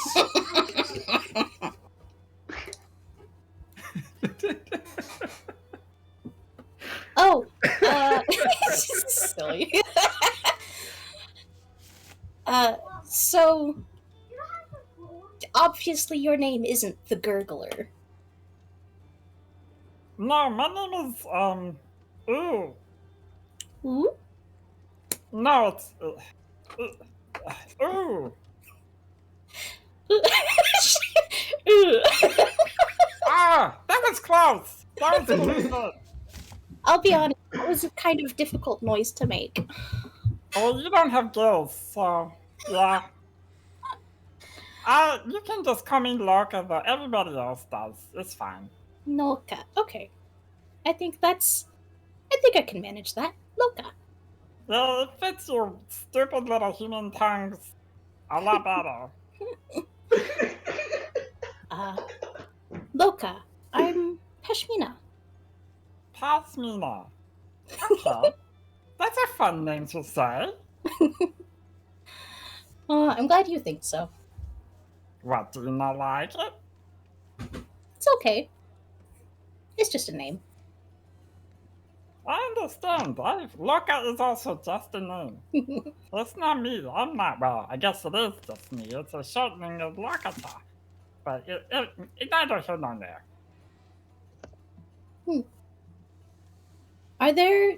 I'm sorry, I don't think I've ever seen anyone like you before. Oh, we're usually not this far inland. There's some of us out on the east coast. And then there's more of us in the deep ocean, where I'm originally from. But they're stodgy. I don't like them so much. They have no sense of fun and adventure. They're very much protect the queen, protect the home. And I don't really do that. I want to go see their world, the rock side of the world, because the water is just weird. I don't like it always. I think I understand. Some places are just better than others. Yeah, like, everything in the ocean wants to eat you. So, I figure topside must be a little better. But also, everything here seems to want to eat me too, so I don't know. I feel like what's that expression that you all have? Is 6 dozen eggs and another half dozen eggs? It's kind of the same thing. I always say the grass is always greener, but I don't know how true that is. I don't know this expression, but I think I understand its meaning. Hey, Loka. Could you actually roll a survival check for me? Oh Do you want to know what I just rolled? I do. It was a nat 1. no! Loka! Excellent. So you've been in this lake for a while, and you definitely don't put the pieces together that there's probably, like, a much larger kind of sea serpent thing living in the lake somewhere. You don't put the pieces together that is true. So you don't have to worry about it at all. Right. Yeah. Probably asleep, maybe hibernating, possibly for hundreds of years. But, it's just good to know. So I am not the original gurgler. Details. Maybe. Or It's at least- unlikely that these fishermen are old enough to have seen the gurgler. I see. Okay. Oh my god. But, the legend has been passed down, and currently, you are the gurgler. And you know what? I'm happy for it. Yeah. And like I said, you don't know any of that. You don't. Right. Over no, the head. This is a completely safe lake. Yeah. Because I am the biggest fish in You it. are the biggest fish in the lake. There's not always a bigger fish. You're the biggest fish. You're the biggest fish. Sometimes you're the biggest fish in the lake. Mm-hmm. You know? Apex predator. Yeah. It's actually been pretty good being the apex predator in this lake. It's been great. Yeah. I've been well fed. Mm-hmm. I do also think that beavers eat fish. They actually don't. Really? Really. Hell yeah. They are completely vegetarian. That's super interesting. They actually eat bark. They eat the stuff that's under the bark. Oh. And they eat a lot of cellulose and a couple other things that I'm forgetting off. That's the top of super my head. interesting. Thank you for giving me those beaver facts. Yeah. Beaver facts. Hell yeah. Good to know. Yeah. You hang out probably until twilight, for as long as you want to. You may choose to travel together for a little bit. You may not. This may be the only time you meet. But you have interacted with each other, and that's beautiful. You can both take 50 experience. Yeah. That was cute. That was good. That was good. That was adorable. I'm glad it was like somewhat wholesome. Love that. Oh. What did you think I was just gonna be like a gutter churl or? No. Do you want to do something different where you rob my character? Because I can just see that happening. Maybe if you caught me earlier in my career. I mean, I don't. Have you been on a boat recently? Maybe like a merchant ship? I don't think they've left the Fage at all. Oh, okay. Because that's where Loka does a lot of his. Yeah. I do not think Zaran has left the Looting, Fage yet. Yeah. What? Pirating? Yeah. Mm-hmm. You do also have a trident, which I think is very funny. Yeah. It's really good. And excellent. Yeah. So, if y'all would like to make more connections, you may. But I also would like to direct everyone's kind of focus, thoughts toward how or why they end up in Mirage. If you would like to, you can have a couple of you meet up and enter together. You can all be there for your own separate reasons. You can have been invited by Fehu if you would like. You may have met Fehu before if you want to, but that's also if you would like to make more little connections between each of your characters and get a little bit more bonus XP, you certainly may. Can you remind us what's happening in Mirage again? Yes, so Mirage, About an hour. I can actually give you a little bit more detail about Mirage too. If you'd That like. would be lovely. Yeah, so Also 50 XP for our friend. Yes, I said 50 XP to Loka and Peshmina already, Oh, right? sorry, I didn't hear. Yeah. Yeah. Yep, Okay, I got good. it. Yeah, so Mirage is an oasis town. I've already said that it's informally led by the Aarakocra matron Fehu. She's a kind of like if an Aarakocra was like more of a blue jay. Very bright blue feathers, little streaks of black and white around kind of the like forehead.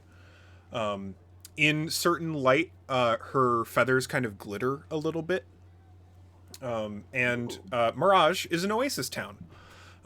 So it's also a little special in a couple of ways. So it's the most southern oasis town, meaning that a lot of travelers and traders end up stopping in Mirage on their way to the northern trade routes. So it's kind of an important stop along the way. This means that it's a bit of a hospitality city. Not city would be overselling it. This is not a large town, but it is important.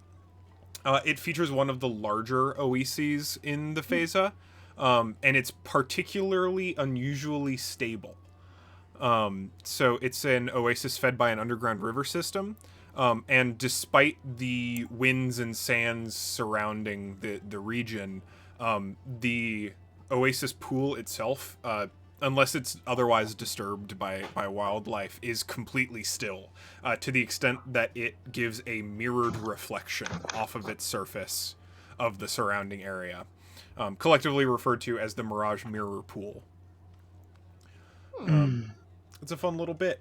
There's also a couple kind of odd magical things about Mirage. It's surrounded by a bit of a misty haze, a light glittering mist around the area, which actually makes it kind of difficult to spot unless you know where it is. It's important on the trade route, so a lot of people who have established knowledge of the area know where it is and how to get to it. But if you were attempting to stumble upon it accidentally, it would be a bit of a surprise. Because amid the desert sun and with the misty haze, it's actually pretty hard to spot. Part of the reason it's called Mirage is because the mist creates a mirage, which rather than making people think there's an oasis there, it makes people think that there's not an oasis there. Which is kind of curious. Yeah, it tends to attract some odds and ends from kind of across the continent. And just before, so when you all will be arriving, is on the eve of the Festival of Glittering Sands. This is a celebration of the surrounding area because there is an unusual weather event that happens annually. There's actually a quite rigorous lightning storm that happens nearby due to annual weather patterns, wherein lightning strikes the ground repeatedly in a kind of hilled dune area nearby, creating these tall, fused, blue, glittering structures of sand that was electrocuted by lightning. You don't see them immediately, so lightning will strikes the desert sands, and then locals actually go out with like shovels and excavation tools and dig up these like sculptures of fused sand, and then bring them back to town, and it's like a whole thing. There's a celebration around it. It's become kind of an annual festival because it's a fun thing. So it's like a bit of a local. A lot of people from other nearby oases tend to come because it's a cool event that happens every year. People love to like, everyone gets to go collect their own lightning sculpture, right? Sometimes they're sold at auction if you can find a particularly big one. There's a prize awarded for whoever finds the tallest or the one with the most spires and things like that. And yeah, that's what is going on in town as far as you're aware right now. Okay. Mm. I like that actually a lot. That's really cool. Thank you. Yeah. I like it a lot too. Mm.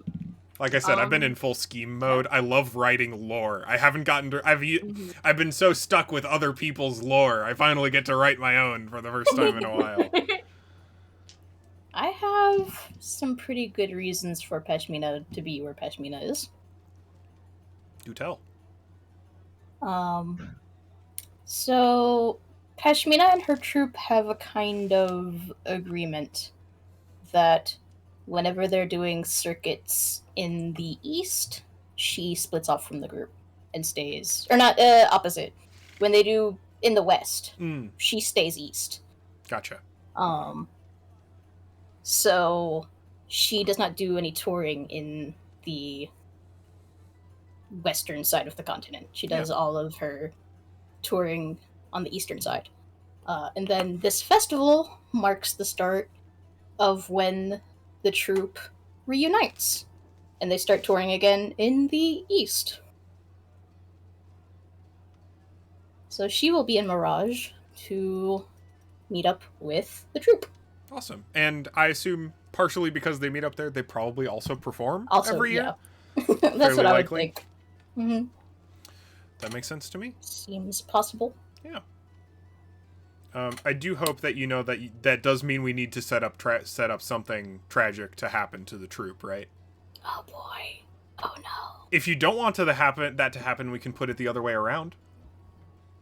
It's the final performance of the troupe before they go touring west. Oh. You know what? Yeah, maybe that's the case then. Because that would be a little easier to get you involved. Because, like, the end point for this, right, is stated or unstated, the four of you in a group traveling together.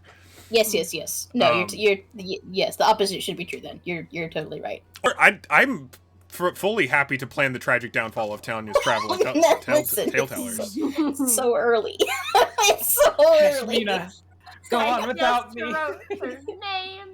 And now I get to erase them from the backstory. You supplied me a list of names. That's a hit list. I can just start checking them off one at a time. Honestly, no. Boy. Love Boy. y'all. No, I like. I Yeah. think the inverse just also makes more sense. Yeah. So it's like the last performance. It's kind of a finale performance. Yeah, that makes At least sense. for you. Maybe not so much for the other performers. But I'm sure this is, like, fairly common. Like, you probably actually have a bit of a rotating cast, depending on the regions you're in. We did kind of establish in the bit with Hasan, like, people come and go. Mhm. I think that's normal for that troupe. And as is true for, like, a lot of traveling carnivals, right? You pick up Mhm. oddities, people come, people go, you stay for a while, you don't. It's just how it is. And you're a fairly small performance troupe as far as they come. You're not exactly like a circus. No, it's not fucking Cirque du Soleil. It's not a carnival. It's specifically meant to be small. Mm-hmm. Little song and dance and storytelling group. You probably play differently to different audiences too. Like you do different Definitely. performances like that. You know what hits depending on where you are sometimes. Or maybe Tanya does. That's probably more Tanya's job than anyone else's. Like, planning what the set list is gonna be. Mm-hmm. Awesome. That sounds excellent. I apologize for laughing in the middle of that because I was looking up. I was thinking, okay, maybe because he's a Storm Herald barbarian, maybe he's come to like starting to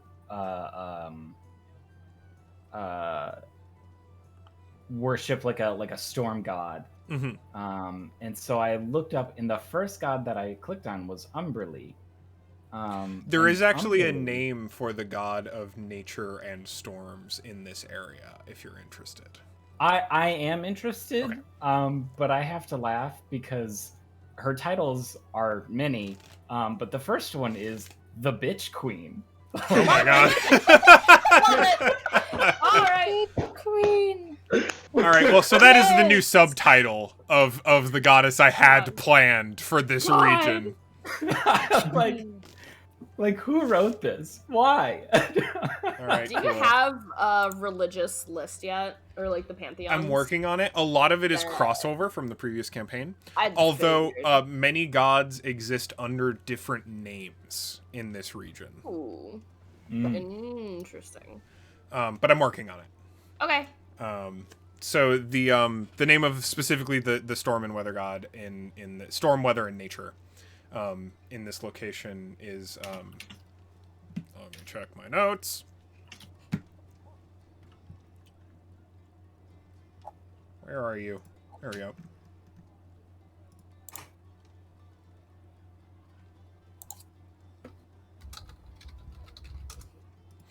Ozai.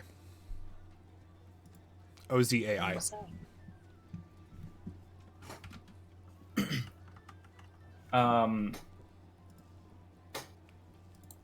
Ozai colon the bitch queen. Sorry.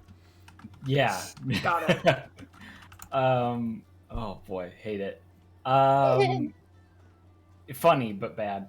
Yeah, I think Loka is, like I said, I think because of the Storm Heraldry, I think is just kind of like, maybe not is like lazily worshipping them, and so decides to go to Mirage because maybe he thinks it's some sort of like, maybe it'll be some sort of spiritual event, whatever that's supposed to mean. Yeah. And like the it's a primal, the Path of the Storm Herald too doesn't necessarily, it's not like a clerical attribute. Like it can be more spiritual, more personal, more kind of nature focused. But yeah, like this, it would totally make sense if you're just like, well, I heard there's some lightning shit that goes on once a year nearby. Like that sounds like my kind. Maybe that's a thing I should check out. Maybe that's important to me. Yeah. Oh, you already have the thing where you can fire lightning out of your chest. I don't think I've fired out of my chest. I think it's an aura. Yes. Yeah. In a 10-foot aura, you can cause lightning to strike around you. Jeez. As a bonus action. Yeah, I just assume it's swirling. Welcome to that life now. It's just thunder and lightning damage now. All the time. Trust me, that's all it is now.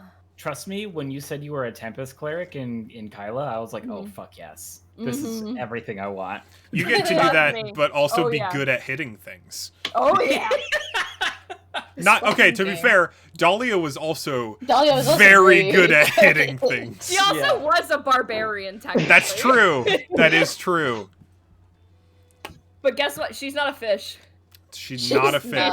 She's not a fish, and she doesn't have puppy. Yeah. But what if she was? Maybe a relevant question for you, Loka. Is the storm stuff, is that a recent occurrence?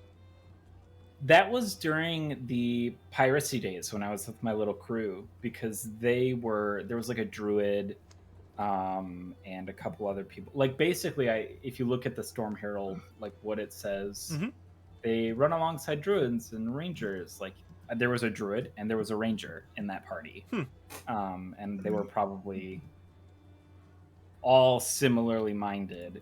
There was just like some primal magic exploration on top of like, I don't know, fuck the merchants. Let's take all their money. Yeah. There aren't even locals. No. And they sell to the fisheries that we hate.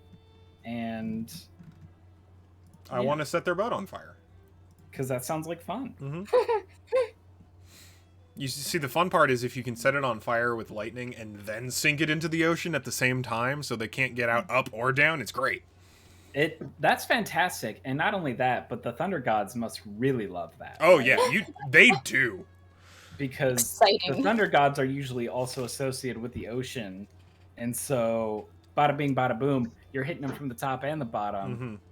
And if we know anything about ocean gods in Gaiul, is that they are chaotic as hell. Yeah. Not just because of Posen, but because of, like, the way the oceans are. Yeah. Awesome. Yeah, excellent. Making like a weird little pilgrimage to the Festival of Glittering Sands. Yeah, sort of. Yeah. Excellent.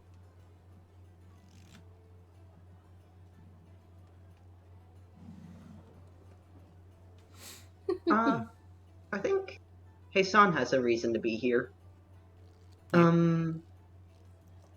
More simple, really. Hasan, this is one of his bucket list things, I guess.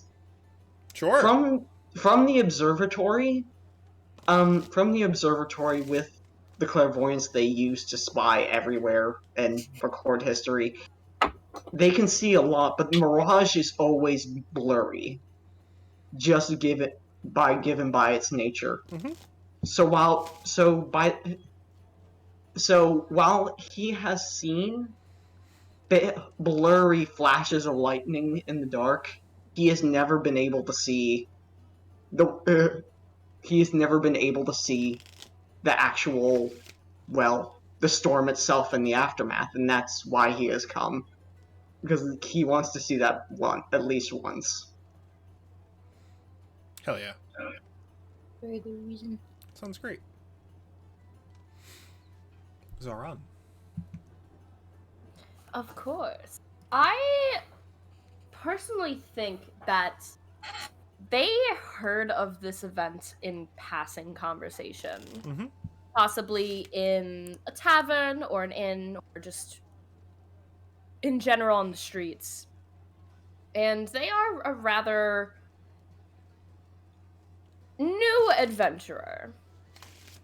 And I think that they're excited to see what, well, all the hubbub is about. And I think that they would excitedly go, but maybe, like, made it there, like, 2 days too early. Yeah. If you want to be hanging out Fashionably in the town. early. Fashionably early, absolutely. And Yeah. I think that they will just kind of stay in Mirage for a little bit. Yeah. In anticipation. Maybe in this time they met the, I don't remember their name. Fehu, the matron? Yes. Certainly. I think they might have met with them. I think you two would get along. Because Wonderful. Fehu is, she's a little older. She's a little older Aarakocra. Let me pull up her description.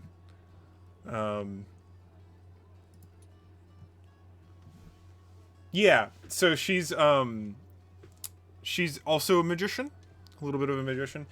She does primarily healing and illusion magic, which is appropriate with the Mirage. She likes putting other little illusions and whatnot, and is also kind of part of the reason she's in the position that she is she's a local healer. And you kind of figure that out with like close communication. Is like she's in charge because she takes care of the town. Yeah. She's also a bit of a trickster. Like she really likes using illusions to mess with passersby and like merchants and stuff like that because she just it tickles her. She finds it funny, and she's always there to like no one ever gets hurt. She makes sure everyone's like it's good natured. She makes sure, but she does like to mess with people.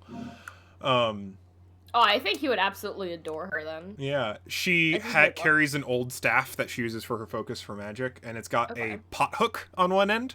So she can like safely lift pots on and off of fires, and kind of a gnarled spike on the other end for use for navigating through sand. She has a little kobold assistant, who's just kind of like a little errand boy, who runs around town for her and helps her kind of like keep track of what's going on and whatnot. Oh, I love that. I love that. That's adorable. His name is Safi, short for Sapphire. Safi! Love that. Saffy. Yeah, absolutely. So I think they're just nearby. Definitely. Hey, you've been in town for a little bit and you're down to hang out. Awesome. Hell yeah. Let me check if I've got other things we should go over. Cool. I'm going to go through the rest of things we should do. Expectations and tone for campaign at large. Also, if we want, I'll give you all some more time to make some more connections if you want to. But expectations and tone. I'm thematically for this campaign, I'm planning on moving away from the very like industrialization, labor movement kind of conflict that we did a lot in Kyla in favor of a lot more like traditional fantasy, like kingdoms and countries and exploration and stuff like that. Because that's kind of the space I want to be playing in with this campaign. I mentioned that I would like it to be a little witchery in some ways. There are definitely various monsters and quests. There's probably more side quests I'm planning for this campaign than would be otherwise, where you can go and figure out what's going on in a location and do some stuff like that. That also means that like monsters might be pretty dangerous. If you're going in for like a mythic creature unprepared, be prepared for that to be dangerous. We got some politics stuff. If and when y'all start to get involved in some major players, major characters, you'll have plenty of opportunity to make yourselves useful or unuseful, or do whatever you want if you want to manipulate parts of a region, or just try and do good and be a force to be reckoned with. Danger. This world is dangerous. There's like tricks and traps and blades and teeth and magic. I love a lot of what we've done here today, and I'm really looking forward to playing. Keep a concept for a backup character in your back pocket. I think that would probably, serve all of us fairly well. And I'm not saying I'm gunning for your characters, but if you die, you die.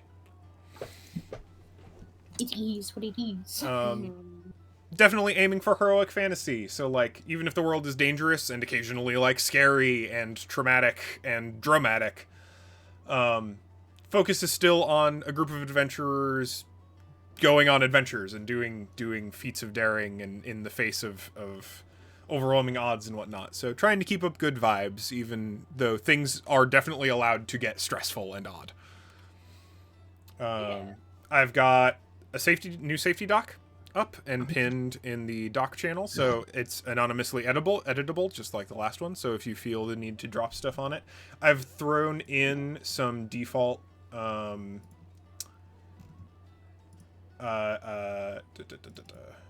lines and veils like before.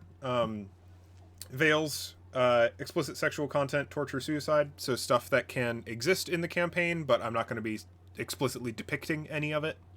And I'm humbly requesting that you do the same. And hard lines, stuff that we are just not going to touch in this campaign. It's not content that we're going to play through, because bad vibes. I don't want it to be there. And that being player character sexual assault, both as victims and perpetrators, and real world hate speech. So any slurs, minority charged insults, etc. A lot of fantasy is very steeped in this very mild concept of like broad strokes fantasy prejudice. And it's going to be hard to get away from that in general. But I want to make it very explicit that any real world hate and slurs and whatnot is just not welcome at this table. Not that I think any of you would do that, but good to make it explicit. And ask first. So things that are fine, but make sure that you get permission first, is sexual content and flirting between player characters. Totally cool to do. Just ask. I got a couple disclaimers in there, but we've been around this rodeo a couple times. I've got a doc with all my homebrew on it. There's a bunch of stuff in there that's fun. Most of that is a reference for me. But it's also there if you would like to see it. Some notes, for example, we're doing XP. You're not unconscious when you drop to 0. Death saves are secret. Because of the events of the previous campaign, potions are now more powerful in the world. Hooray! So there is an abundance of trade between the Underdark and the surface across all continents. And as a result, healing potions roll d6s instead of d4s. And additionally, potions, oils, and tinctures are just more common across the whole of the world. The concept of an alchemist is something that you might find in a small town. There might just be like a blacksmith almost. There might be a local alchemist. Players get inspiration whenever they roll a natural 1 or whenever I roll a natural 20 against you. Amazing. I may also, and this is a little bit ripped from the Firefly, a thing that I thought was really fun. I can impose disadvantage on one of your characters in exchange for giving you inspiration. We're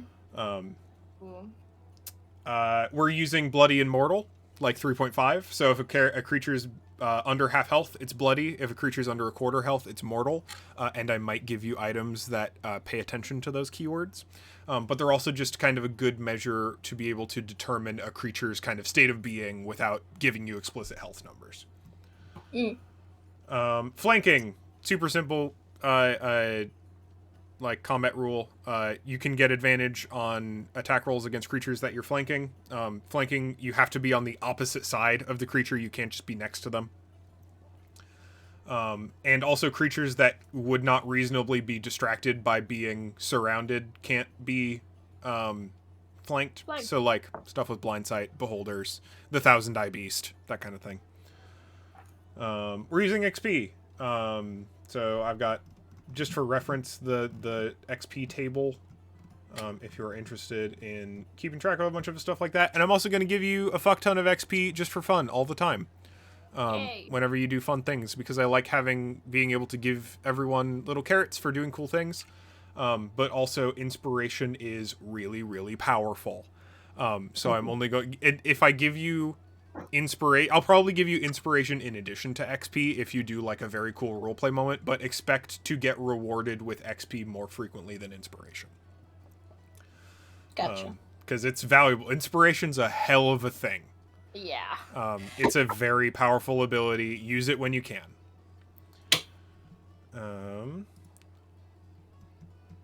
That said, I think that's all the work I have right now. I would appreciate it if y'all had at least like a draft of your backstories done in the next like 2 weeks.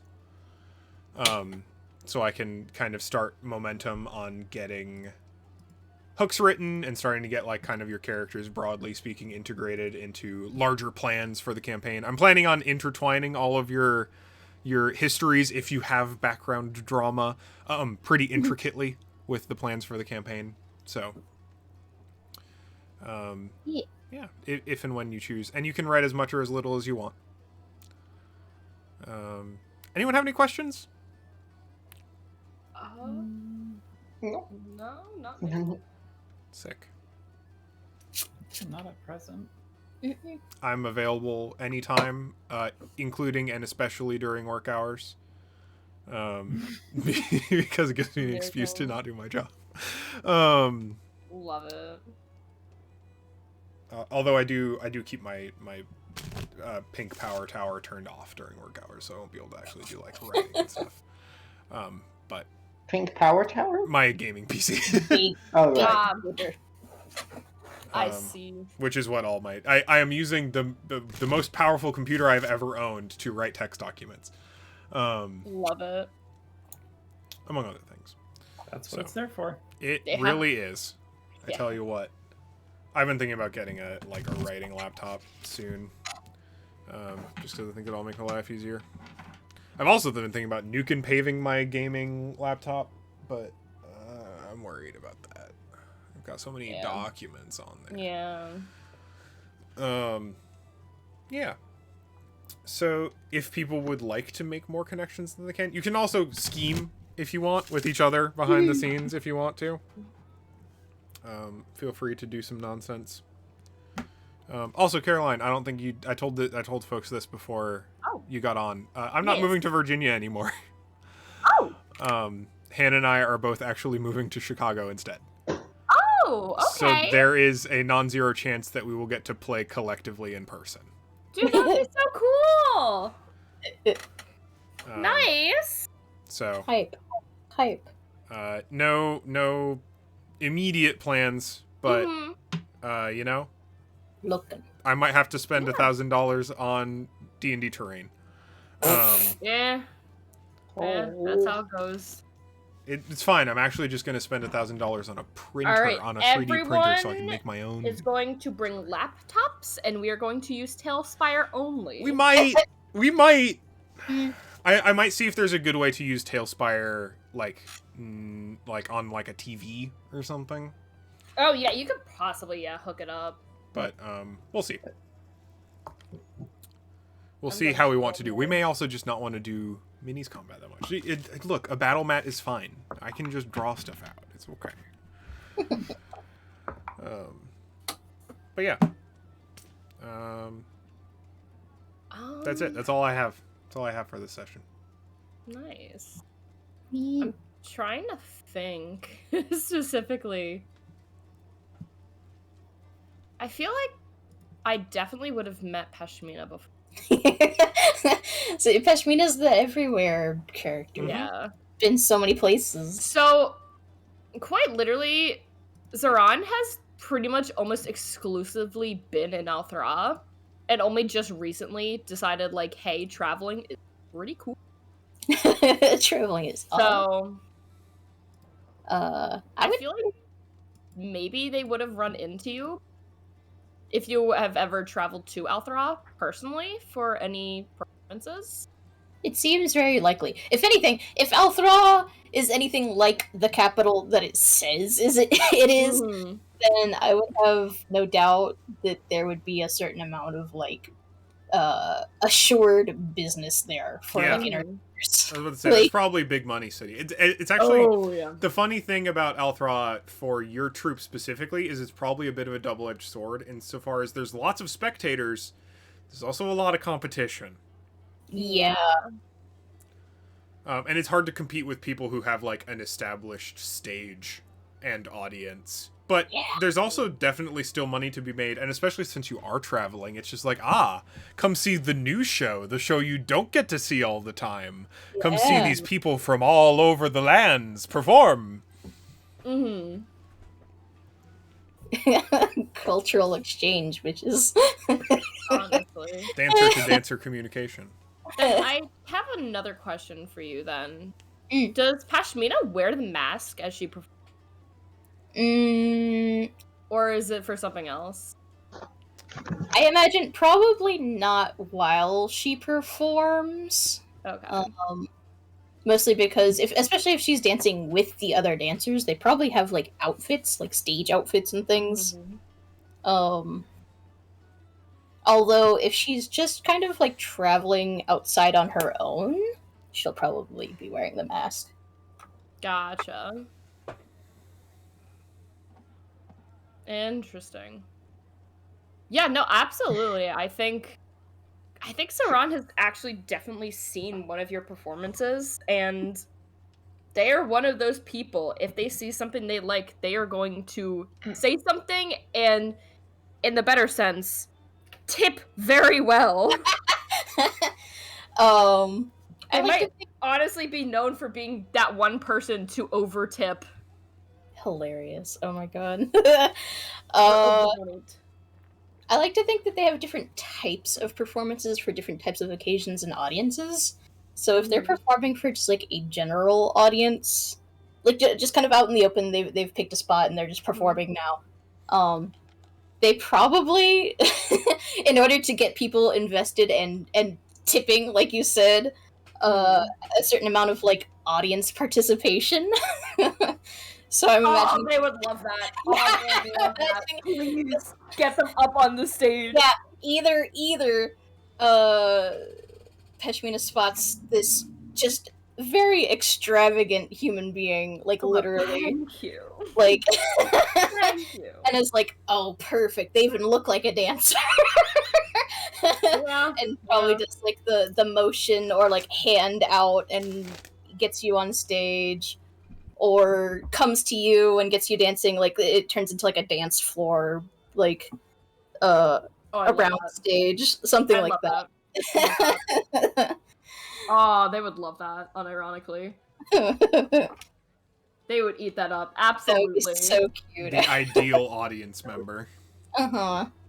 They would be so excited. Oh man.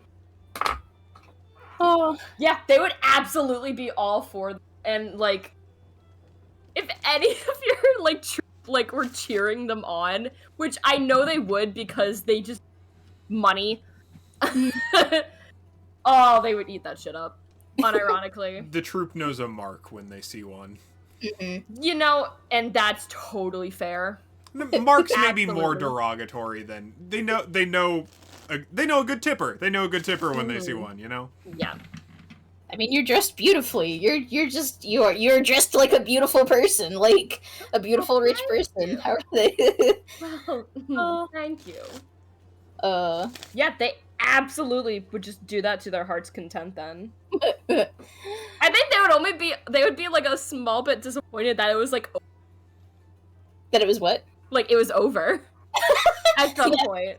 It's like, It oh, does well, I look was having fun. Oh, But yeah, I think that they would give, like, a ridiculous sum compared to, like, what you probably normally get in donations. extremely likely. I'm imagining like there's probably something that they collected in. I'm not even sure. Maybe the dancers like just take handouts. There might be, like, one of the performers themselves going around. collecting. Yeah. You just drop like a fucking fistful of coin. Oh, They're just absolutely. hog. Just like, oh, here, I have something for you. And they, like, unhook their coin purse from, like, their side and just gingerly put it into, like, the pot. Jesus. And you can just hear, like, the thunk as it, like, hits. Like, the person's hands, like, go down even because they weren't expecting, like, the weight of it.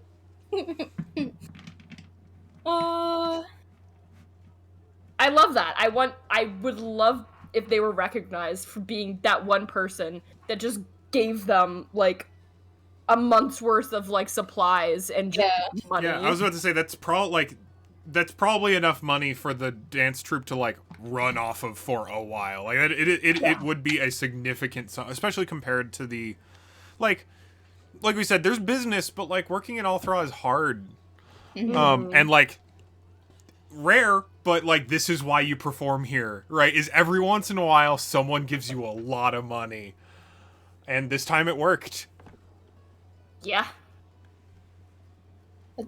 A real patron of the arts. I think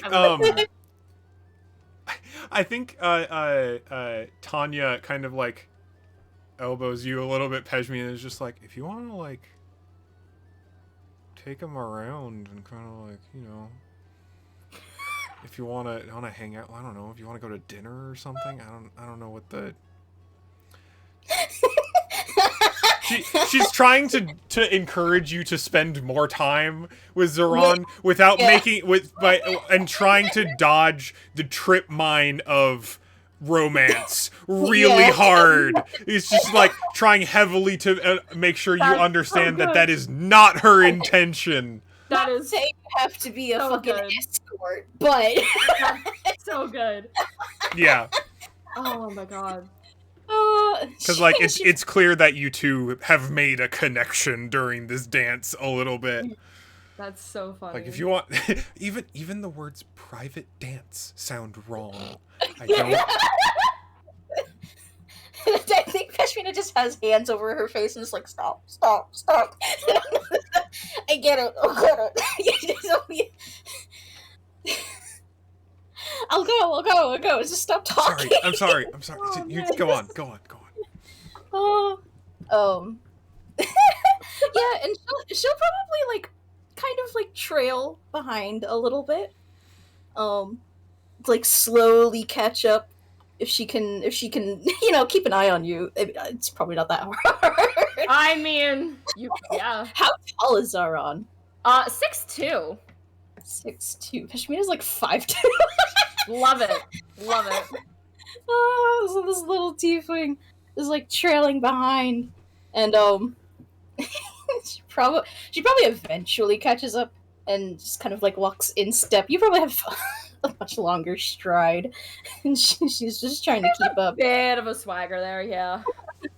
And eventually pipes up and is like, you dance really well. Oh, and just like turns around to like see you, and it's just eyes light up in recognition immediately. Why, thank you, my lady. It's very high praises from a performer like yourself. You're not a dancer, are you? Have you ever been? I've danced many times, yes, but never been one, no. Well, you should really consider it, you know? Maybe I shall. Sounds quite fun. It is. Traveling round to do something you love. I assume you love to dance. She nods fervently. Um, it's something special, certainly. And like he smiles like a giant like toothy grin. He's just happy for you. Is there any way to say that? Like they're genuinely happy for you that you have something that you really like. Although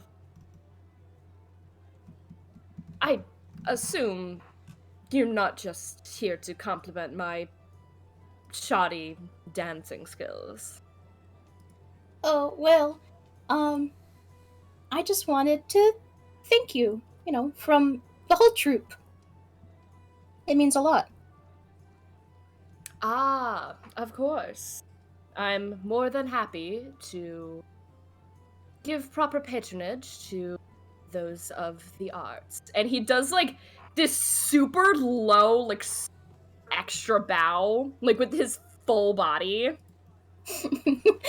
Peshmina probably has a little like flustered giggle and does a sort of like pseudo curtsy with whatever outfit she's in. It probably doesn't have much of a skirt right now.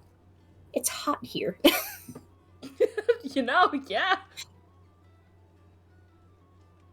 Will your troupe be in town for long? Oh, not terribly, unfortunately. We don't tend to stay here for more than a few nights. Oh, I see. Do you happen to have any more performances? The evening? Well, we'll perform again tomorrow, and then... I don't know about the next day. It's uncertain. I see. But definitely tomorrow. And they smile. I'll be sure to attend. I think we'd all like that. I love this man. Okay. So, of course. If you'd like, I'm more than happy to treat you to a drink, to a performance well. Say that one more time? If you'd like, I can treat you to a drink for a performance well. I think she blushes like an even brighter pink. It's just like, maybe later? I kind of have to get back, but, we'll be in the same spot. Not a problem. I look forward to seeing you again. Please, take care and enjoy the city. Plenty to see around here. And he'll do another bow, not as extra as the last one, and they will turn and disappear into the crowd. Oh, I think she starts to like wave and then gets kind of a look on her face and then calls out, "What's your name?" And he'll turn around and kind of a smug look. Zaran. Zaran the Extravagant, my lady. She'll give a big wave and says, "I'm Peshmina." See you later. Been a pleasure, Lady Peshmina. And then she'll run back off towards the direction of the troop.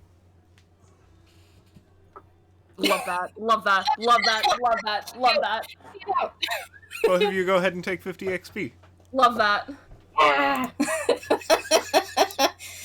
Oh. Hooray. It's so good. Awesome. It was just wholesome and I loved it. I knew Peshmina was gonna be a bit of a cinnamon roll, but Jesus Christ. It's so good. I'm just like, I can't even be like any bit of an asshole as this character. They just have to be good to yours. Friends. I can't wait for us to meet for the first time. complete opposite. Yeah. I actually really like the web of relationships we have right now, where like a lot of you have met each other, but not all of you have met like there's still some connections to make, Mhm. but you've got some common threads. I like that. I like kind of where we are right now Mhm. with collections. Rad. Everyone take another like.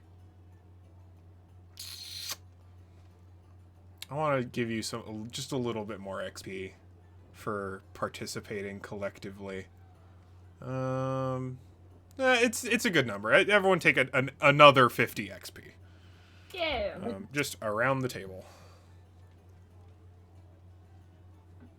I need to do I literally have a like Excel spreadsheet for XP soon, so that I know like how much I Wow. should be giving out for what kind of thing.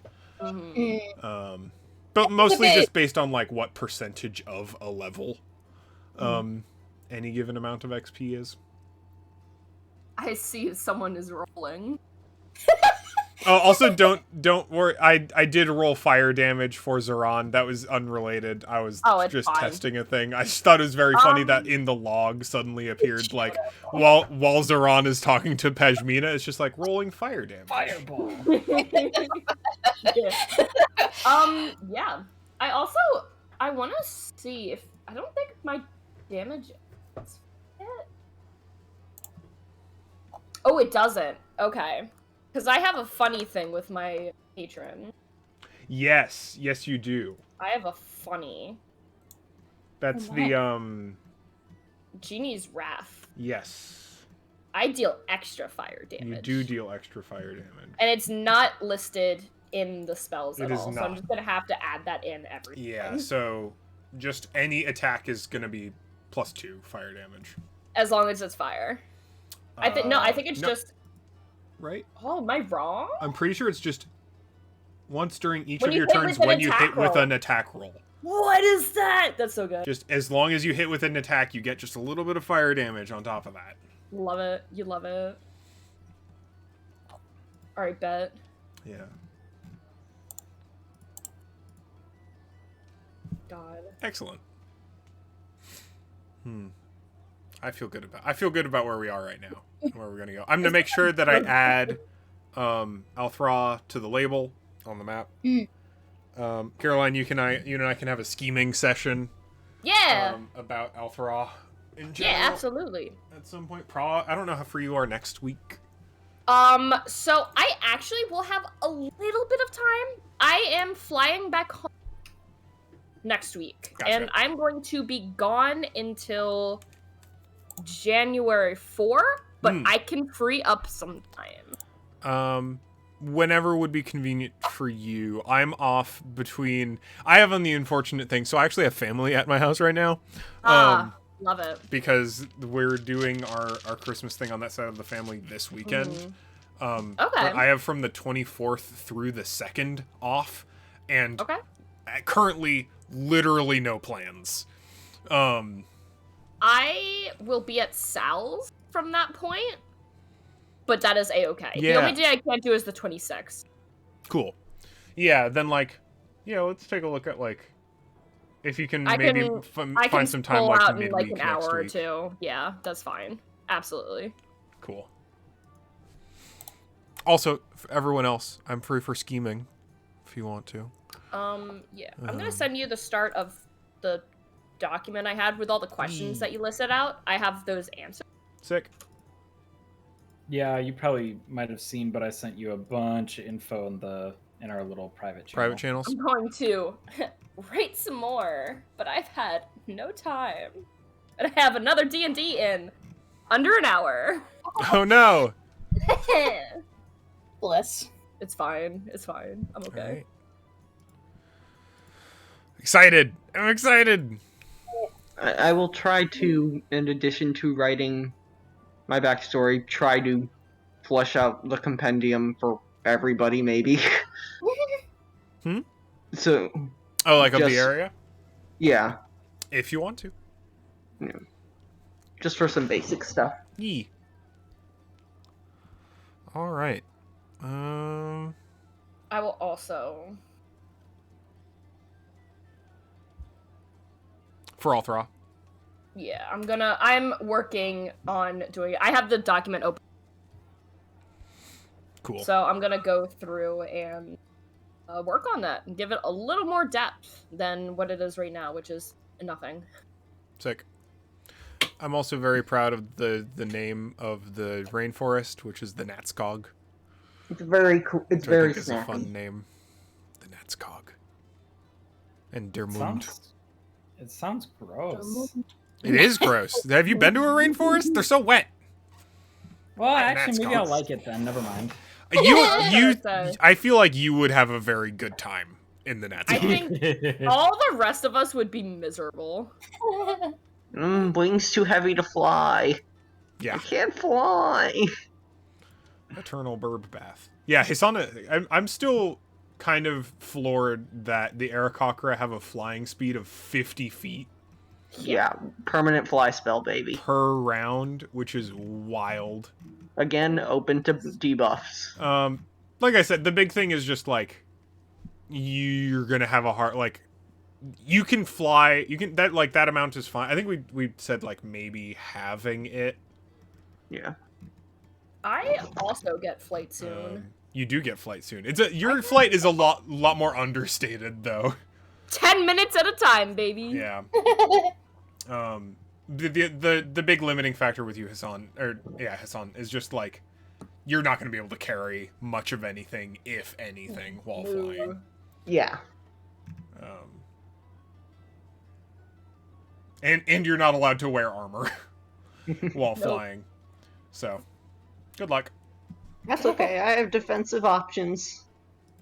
Oh wait, no, I really don't. Shit. I love do that you have can do 9 0 armor class. damage. Yeah.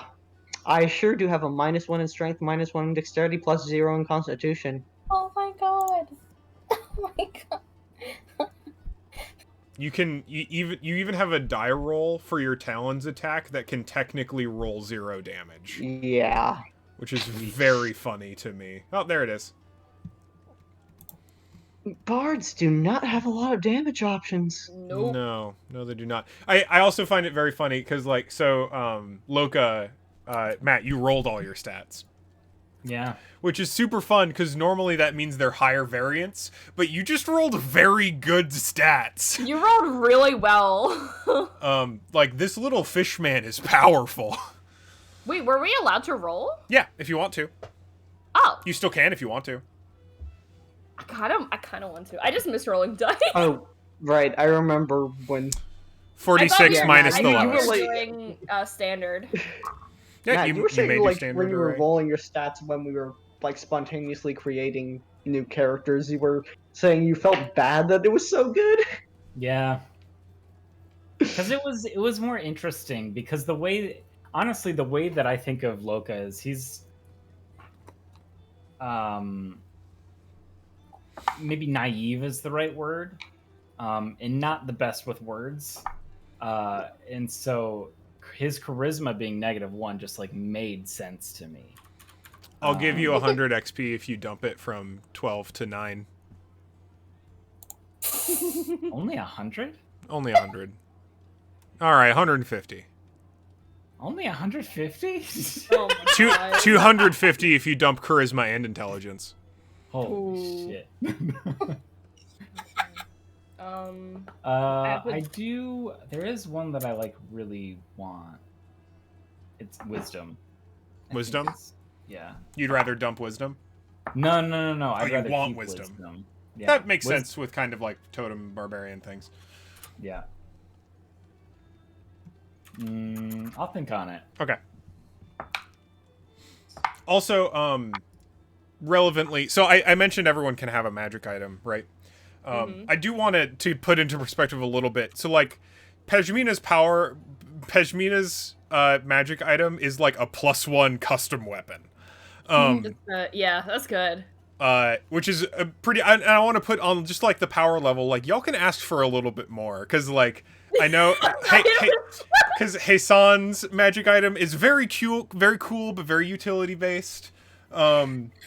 Zaran's current magic item is literally common. It's It's common, and it's just the most him item, which is just the cloak of many fashions. I'll try to think of a magic. I'll try to think of a magic maybe thing for the clothing, like you were suggesting earlier. Yep. Rings are always fun. I don't want to make like a +1 whatever the norm, because that's a lot of power, and there's a reason Peshmina has hers. Yeah. But like, yeah, like feel free to be a little bit more funky about it. So I have a question. Yeah, I have an answer. This is kind of like out there. I do like. What are out your there thoughts things. on magic tattoos in this setting? Funny you say that. Without necessarily revealing anything about anyone. Yes, that's totally a thing that happens in this setting. Mm-hmm.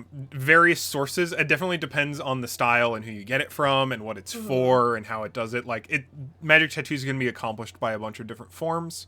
I know that there are magic tattoos in Tasha's, I believe, but I haven't read through all of what they do. Is there something you want in particular?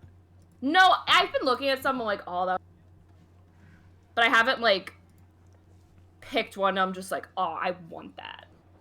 You know? Mm-hmm. Yeah, if you want to, I can also. I was like, all right, cool. I got a quick read through Tasha's, so I get like Way of Mercy, because 3 of you are picking Tasha's specific subclasses, which is very funny. And also very cool, but I was just like, oh shit, I don't actually know any of these things. I should probably read that. Yeah. So I like read through the School of Creation Bard, which is very cool, and also a lot to keep track of. And like the Genie Patron, which was super cool. And the Way of Mercy Monk, which is really neat. And then I did read through some of the Storm Herald Barbarian stuff, which is also very cool. Like these are all very cool subclasses that you have all picked, which is awesome. Magic tattoos. What's going on with that in Tasha's? Neat. It's just one of those things, like, I see some of them, and I'm like, that would be kind of cool. Yeah.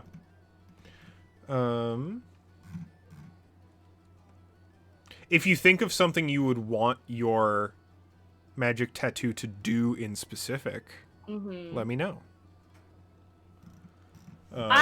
If it is okay if, like, that could be possibly my item, or I guess, I say item, but it's not really an item. Yeah, absolutely. I can definitely think about it, or we could also kind of go over it. It doesn't have to be tonight, obviously. There's I'm kind of scrolling through 5. like the tattoos in Tasha's too, and like they're pretty variable power levels. I mean, there's some that's just like straight up, it's any level 1 spell or something. Yeah, one of them is like legendary, which is wild. Yeah. But like, yeah. There's some of them are kind of cool, and I'm like, They are. Maybe. I can't believe they finally made an item description for the Demonomicon of Igglewiv. Which is like it's just a very old like D&D item that's like really fucking powerful, and they finally like actually statted it out, which I think is a lot of fun.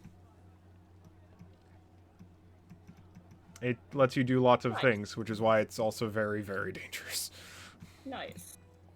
I guess I've got a quick question then. Because I assume my ring is like my magical item, right? Like I don't think I'm gonna get You can absolutely have more than that. Oh. For you, I would probably recommend something more like just like cool equipment, rather than it being like any specific. No, it could definitely still also be a magic item. But yeah, like that, I'm considering that ring a fairly minor magic item. Okay. Because honestly, it's more of just a preventative downside for you. Because like if that ring gets stolen or taken or whatever, you're gonna be in trouble. Yeah. So it's more. My brain wants to say plot armor, but that's not correct.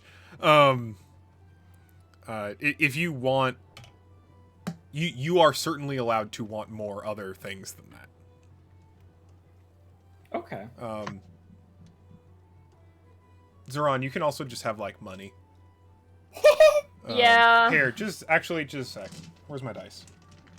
Oh boy. We're gonna oh determine boy. how much gold do you Yes. have on your character Yes. sheet right now. Please. How much gold What do are you you rolling? How much gold do you have on your character sheet right now? Currently 25, I believe. Oh, you need more than that. Oh boy. I don't have any money. How does 2d8 times 10? Here, let's see. Times 10. Okay. Okay. All right. So that's 20 gold, an extra 20 gold. Okay. And then like I got another 8, so that's like some extra divisions, so like another 40 gold on top of that, and then like Yay. let's say gems worth 4 gems worth 10 gold each. Okay, hold on. So 40 gold and then gems. I need to like make sure I'm getting all. 4 gems worth 10 gold each. Okay. And I would probably recommend dividing like a couple of gold into silver and copper. Yeah. For reference to it, it's 10, 10, 10, right? So 10 Yeah. copper is 1 silver, 10 silver is 1 gold, 10 gold Okay. is 1 platinum. Manage inventory. Also, another thing I want to do in this campaign, if I have the time, is actually different kinds of currency.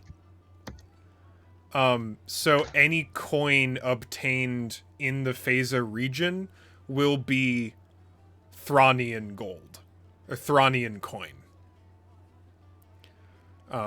But if you travel to other regions, there may be differently minted coins of different regions. Conversion rates. Which we don't necessarily need to worry about right now. But like I said, if I come up with a reasonable system for handling that, I will. And types of coin are pretty universal. Like the copper, silver, gold, platinum, like division is broadly recognized the world over, especially now that there is more international trade. Like, it just makes sense. Althra actually probably contains a non-zero amount of Kylan gold in circulation, Kylan coin in circulation at this point.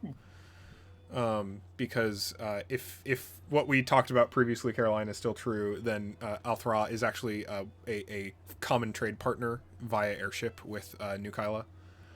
Yeah. So yeah, there's probably some Kylan coin circulated, and vice versa. There's probably some Thronian coin. I was gonna say, circulated I in think Kyla. Althra definitely has one of the biggest markets, if not the biggest market on like the continent. Sure, Like I we can make imagine that it true. I imagine it as like the merchant city. Sure, yeah, we can say that. Yeah, and in that case, it's probably like if people are stopping in Mirage, if people are going on the Phasa merchant route, they're almost definitely going to Althra.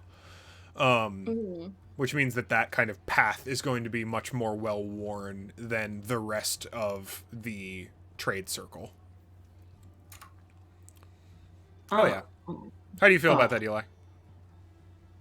Wait, sorry, say that one more time about the trade circle. Sorry, my Althra mind- just being like a huge point of trade for the continent. No, 100% down with that. Yeah. Sick. I think it just makes sense thematically. Yeah, I agree. It's kind of a like it's a merchant city. Like it is mostly markets. Yeah. Though I will add the caveat to that. A caveat, if I might. By all means. It is looked upon with suspicion by many of the other Oasis communities and cities, given its rising power and there are fears of mass that they will simply eventually expand and expand. There are fears about that. May I establish that? Yeah. If you don't, I will. Okay.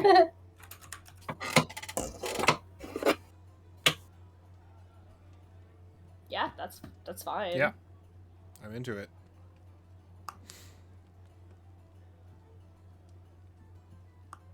Sick. I have that written in my document. I'm just gonna quickly bullet line so I remember later. Super. Dice, dice, dice, dice. Oh, I'm still rolling. What? Oh. I'm still rolling stats. Oh, right. Also- Yeah, you're rolling stats. You, by all means, everyone may choose in either point by or standard array if you want to, but I think rolling stats is fun. I like rolling stats. Plus, it gives you a chance of rolling well. A dump stat. Oh, I that's love. fine. Okay, not gonna lie though. I love dump stats. I love I if a big character has agree. like a -3 in something. That makes me so happy. I have a 6. How are you rolling stats? I'm doing 4d6 drop lowest. Excellent. Cool. It's just the standard way that I know. Yep. Unless you'd rather. No, that is how I would recommend rolling stats, broadly speaking. I do think you can get some very funky results doing like 3d6 or 2d10 is a wild way to roll stats sometimes. Because it just depends on how much variance you want. All right, last roll. Oh, that's good. Oh, that's good. Okay. Okay. Okay. How's it My going? highest, Also, is one- my highest is a 16. My lowest is a 6. And You love to see it. that's not Okay. including bonuses, so. No, it's not. Can I also establish? Well, actually, Hmm? do you think it's okay if Hasan left one of the other little two-way notebook with Peshmina? Sure. Aw, That's horrible. That's horrible. friend, pals, Love that. Yeah, absolutely. friends. All right, I now thought- what stat do I want to?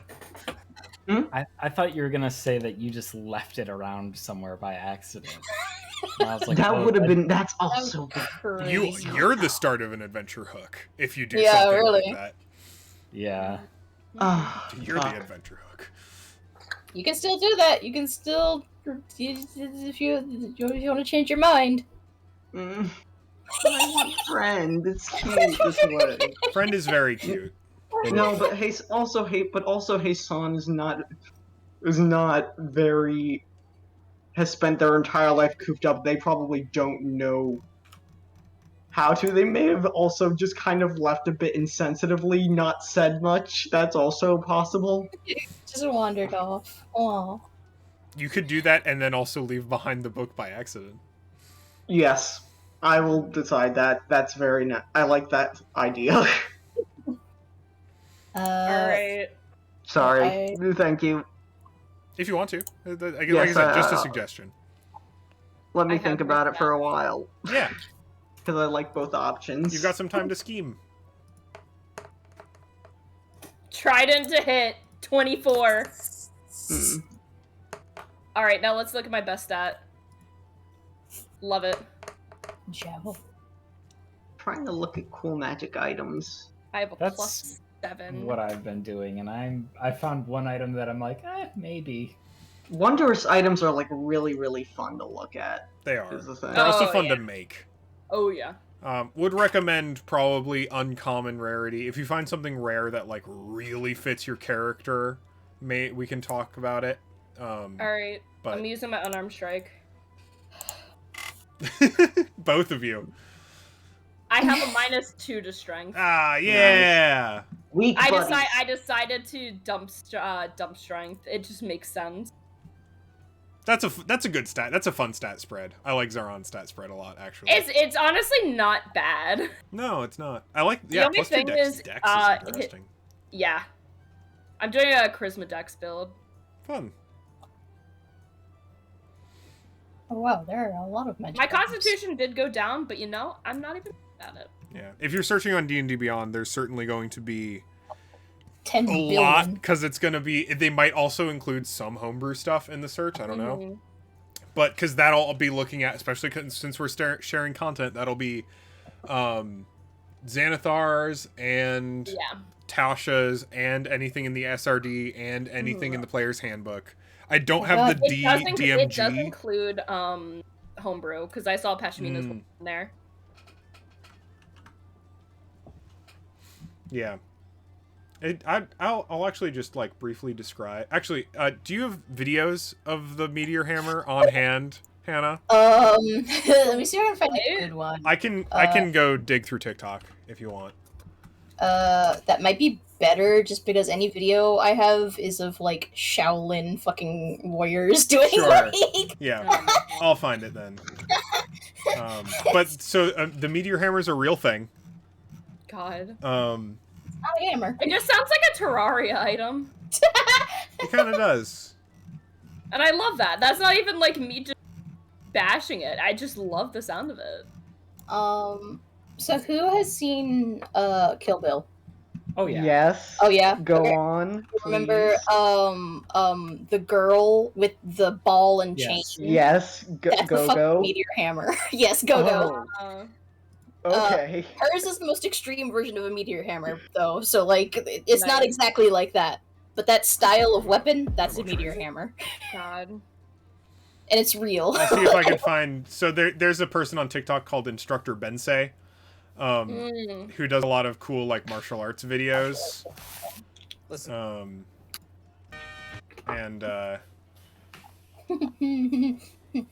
I'm excited to use this fucking thing. Very ball and chain. It's very like ball and chain. I think her style would be like a rope and I think it would still be like a ball. It wouldn't be the dart. So there's like a couple different types. There's the like hard like ball type at the end. It's just like a fucking weight. And then there's the dart type. I think hers is just more like the heavy, like... It does bludgeoning damage, so yeah. Yeah. Here's a couple videos. God damn. What do we got here?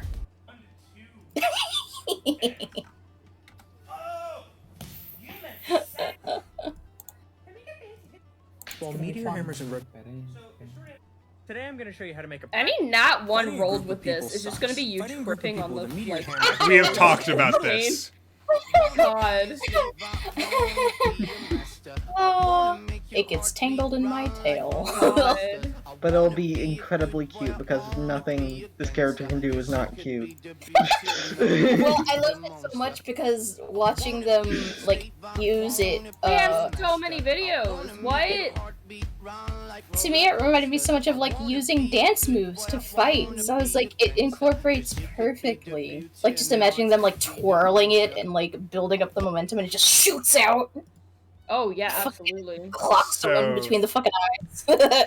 So stat-wise, so it's a ranged weapon that doesn't need to be reloaded. That has a range of 15 to 20 feet, meaning 15 feet, but disadvantage up to 20 feet. It's two-handed, it's special, it's a dex weapon, and it deals 2d4 bludgeoning damage. God. So it's not like a ranged weapon. It does not have like significant range, but it'll keep you in out of melee distance for most creatures, and it still has disadvantage at close range. Oh. So yeah. This person has so many videos. Yeah, Instructor Bensei rules. So actually, for you, Caroline, I also have a bunch of Konobo videos from Instructor Bensei 2. Please. For Mahis. Mahi is perfect. There's one in particular of him squishing a coconut with a bucket on top of it. That. It's just like, cracking goblin skulls. Nice. Goofy. Much as it pains me, and as pretty as this new Konobo is, we gotta do some stress testing. This one's great because he breaks a cinder block with it. Oh God. Okay. I love. That So is good. everywhere. Now let's do the block of ice. See, I feel like this one needs to be in slow. Yeah. Yeah. And Absolutely. And that's why it does I'd 2d6. say we're about Yep. halfway to a decent smoothie. Yep. And last but not least, I mean, it is just The one I'm the basically most a scared of. big you'll do cough just fine. I club, believe and in I you. love it. Giant baseball bat. Here we go. Yeah. Deadly. Yeah. Absolutely not in this one. It's a Japanese weapon, and it was originally made to cave in armor Yep. and crush the people inside of it. It's Yep. so good. I'm very excited for your character. You can It's gonna be see fun. how it would, in fact, do that. Mhm. Yes. Yeah. Yeah. Definitely will. They're also heavy as shit. They're so hard to move for more. If you're like swinging them around for more than like 30 seconds, it's just like, it's so heavy. Is it just like pure, like just solid wood and with like? Yes, and also historically, several of them were made of full metal. Just a solid tube of metal. That sounds impossible to wield. Yeah. Yeah. Mahi's is strong. Mahi's is strong, but Mahi's is also wood. Mahi's is wood with metal studs. Yeah. Holy fucking shit! That watermelon is gone. It's gone. Yeah. Disappeared. I like when he smashes the fucking ice. Shards. Just little Oh god! powdered And snow. it's like that wood is even cracked. Hilarious. His fucking pog face when he fucking splits the damn concrete. Mm-hmm. So fucking good.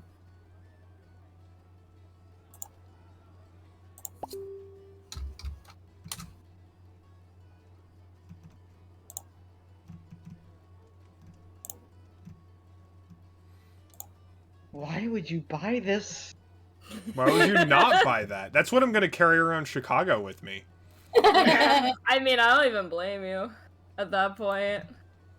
I've thought a lot about, like, okay, in a scenario where someone attempts Oh, to boy. mug me, a boy. 6'5" human being, either they have a gun and I give them my money, or they're trying to fight me, in which case, what would I want? And my first answer is always a baseball bat. Yeah. I mean, that's just fair. Because at that point, I just want the reach. But a Kanabo, that'll fucking kill someone. Yeah. Yeah, you will bash the brains A out. real game of fuck around and find the fuck out. The real answer is just, well, I guess you had kneecaps. Uh-oh. Goodbye. So, no point. It's God. technically a non-lethal weapon in Dungeons and Dragons. Oh. Does bludgeoning damage. You know, it's also technically an technically an uncommon magic item called What? a third level spell rot tattoo. Spell Yeah. rot tattoo? It's the one that you can just put whatever spell on at whatever level it is. But I'm not going to do that. Third level? Yeah. Ooh. Sure, if I get to pick the spell. Alright, what spell? Right now. Alright, give me a sec. Right now. What spell? Right now? You're a warlock, right? Yes. So I'm gonna look at the druid spell list. Perfect. Where did you get the tattoo from? Classified. Okay. Alright. Classified. Just a sec, I need to check the druid spell list. Ooh, or paladin. What's paladins doing? Paladins are smites.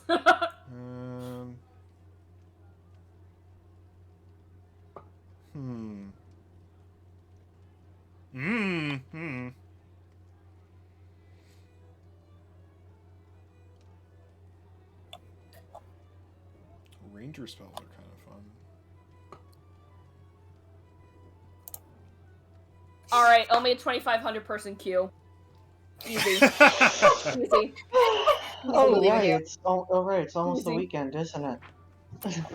Oh wait, no, it's only Wednesday. It's Wait. Friday. Friday. Oh, it's Friday. It's Friday. Yeah. Why? Bless. Walgreens, Don't what worry, have you y'all. done to me? 2,500 only. We got this. I believe in you. Oh, you got the cute little Moogle outfit. Also, The Kumo leggy. I jacket, see the yeah. leg. Yeah. I honestly, I hate my current red glam. Aw. I hate it. Just because the one item I want right now for my level 60 plus is at the end of Heavensward. And I am not through Heavensward yet. Hey, Caroline. Hi. The spell is Feign Death. Hold on. I know this spell. Third level necromancy.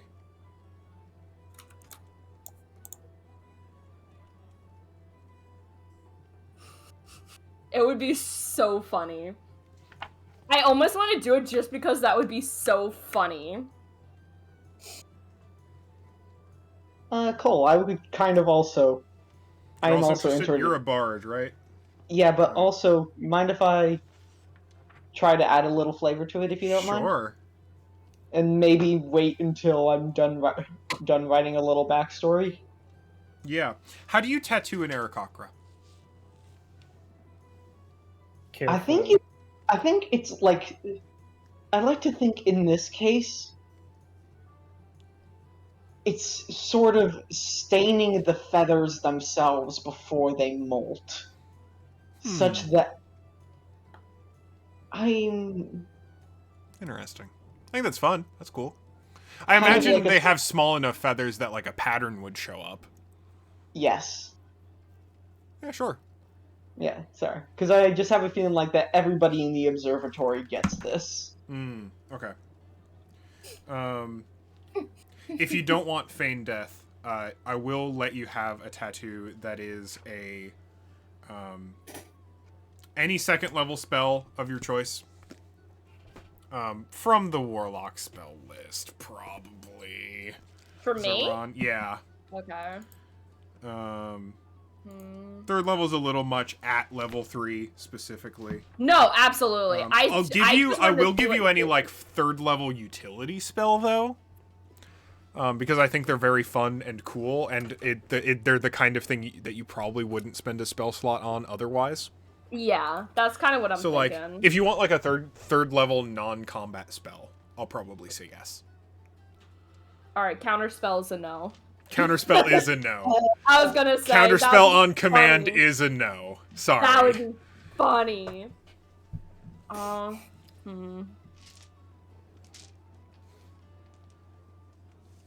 Oh, wait. Once the spell ends, the tattoo vanishes from your skin. Oh, you only get to do it once? Oh, what? Oh, then you can pick whatever spell you want. If it's a single use only, yeah, go nuts. Oh. I'll give you a third level spell or a fourth level utility spell. I didn't know it was only once. Yep. Oh. Damn. Let me check. I'm gonna quickly check the cantrip. I'll give you a fifth level spell if it drops you to 0 HP.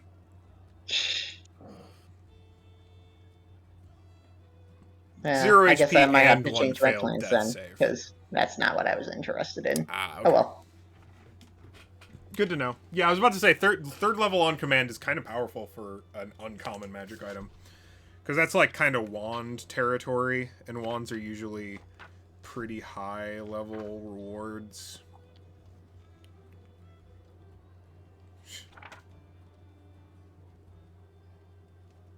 Yeah, don't keep thinking about it. I think I'm gonna go do other things. Okay. Oh, wait, where do you see that it just ends immediately?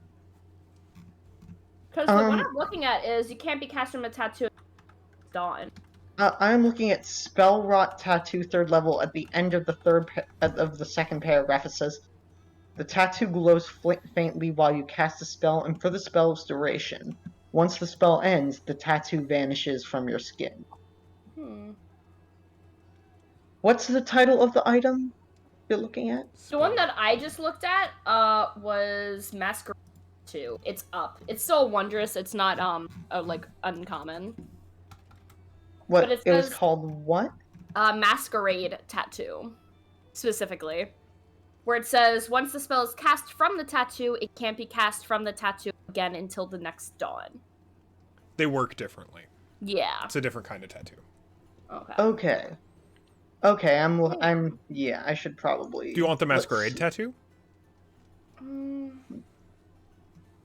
See, I would, but I technically can get a warlock incantation that just does the exact same thing but better. But then you'd have to spend your incantation on it.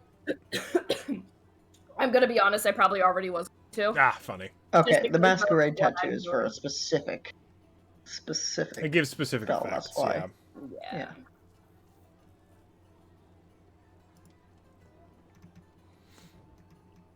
Damn, I'm gonna have to look through these again. I could be really, really funny. And just I'll give myself advantage on initiative when I already bonus to initiative. So I just always go first. That would be funny. Do you want the Javelin of Dawn, Matt? Or Javelin of Lightning? I don't know. I'm thinking about it. Oh, yeah. It's neat. I like You it. basically just get to hurl a lightning bolt once a day. Yeah, that's pretty cool, but maybe there's something better. I don't know.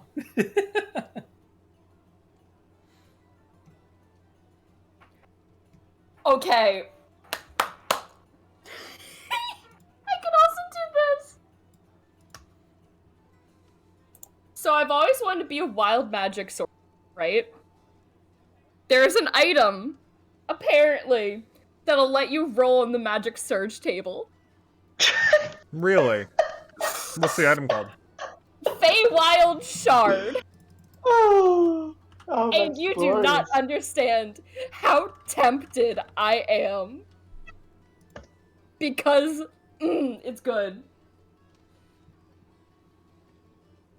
Requires attunement by a sorcerer. No! Because it only Bro. triggers when you use a meta magic option. Bro. Rough. Now that's cringe. No, it's just cringe. Well, give me Oh, a that would have sec. been I'm so reading fun. it. That would have been fun. I'm not saying no. I'm just saying, wild magic would be funny.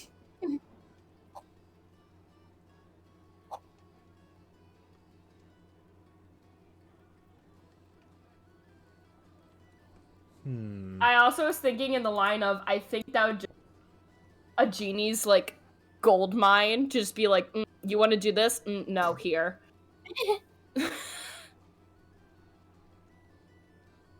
Yeah, no, that's a compelling argument in my head. Yeah. I'm trying to think of how it would work. Because here's the thing about the Feywild Shard. It gets activated when you use if you are a sorcerer. Yeah. It gets activated when you use a meta magic option, which is a resource you spend as sorcerers. Yeah, and I don't have that as a... Right, so we would have to come up with an interesting way of... Tell you what. What? If you want this item, you can have it, and you can attune to it. Okay. And I'll just tell you when to roll on the table. I'm for it. Absolutely. Yeah. 100%. Just do it at the most unopportune times, please. I think that's hysterical. Yeah, go ahead and add that to your character sheet. Yes. Yes. It may not let you attune with it, but I know it's there. Yeah. I'm going to. We can also style it and name it differently if you want to. I just think it would be funny if it was the what? The lantern itself. Yeah, it's at least contained within there. Mm-hmm. When or you it could be just like a piece of jewelry that they're wearing. Well, honestly. so it's a magical lantern, right? Yeah. And it's got to be lit somehow, right? Yeah. So what if this is the crystal that lights it? I'm so glad. That's so good. Okay. As long as, like, you're okay with this. Oh yeah, I think that's super fun. This adds chaos. I think it's awesome. I'm so happy. Coleman, can I possibly persuade you to allow you to perhaps go wild with this concept? Okay. I do love going wild with concepts. Well, Hasan, I'm imagining Hasan before they left, besides the books, perhaps was also given a glass. I'm going to say an opaque but magical glass, orb or something like that. Oh, I do love orb. Which, Orb. with the instructions essentially, if in danger, break immediately. Yes.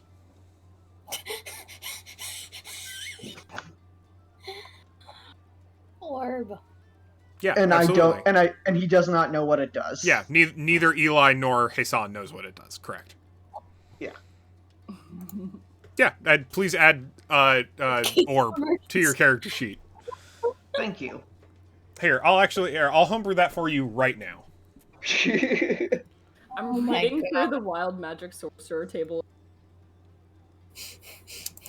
Yeah, I'll also I'm going to tell you right now too. I'm going to use an extended version of that table. Will you share that with me? I will once I find a good one. Perfect. Because I actually think that, especially like some of the fun of the wild magic table is that it is a surprise. Yeah. And I think that some of the option, like, because the wildest option in the player's handbook is you turn into a plant, right? That's always the one that is the aha, you turned into a plant. Because I want there to be a more diverse number of effects. I remember But, like, just seeing this one, this would just kill my character immediately. Like, this would put my character out of commission for the entire 24 hours. just emotional distress. A real Howl's Moving Castle moment. Do you understand the devastation it would cause my character? What is life if I am not beautiful? What is the Because line? I like to believe that the, like, hair falls out is also the ears and tail as well. He's just fully bald. I don't feel the ears. I don't have any hair. Oh my god. Is Zaran one of those, like, like the type of human animal, or human with animal features, or like has both human ears and the animal ears, or just the animal? No, they have both. They have both. Because both are disconcerting. Yeah. Think about bald. God, yeah. Two pairs of ears. They just have a cloak like on at all times. Just the hood over at all points. Oh god, yeah, absolutely. They would just pull a hat. Easy. Easy.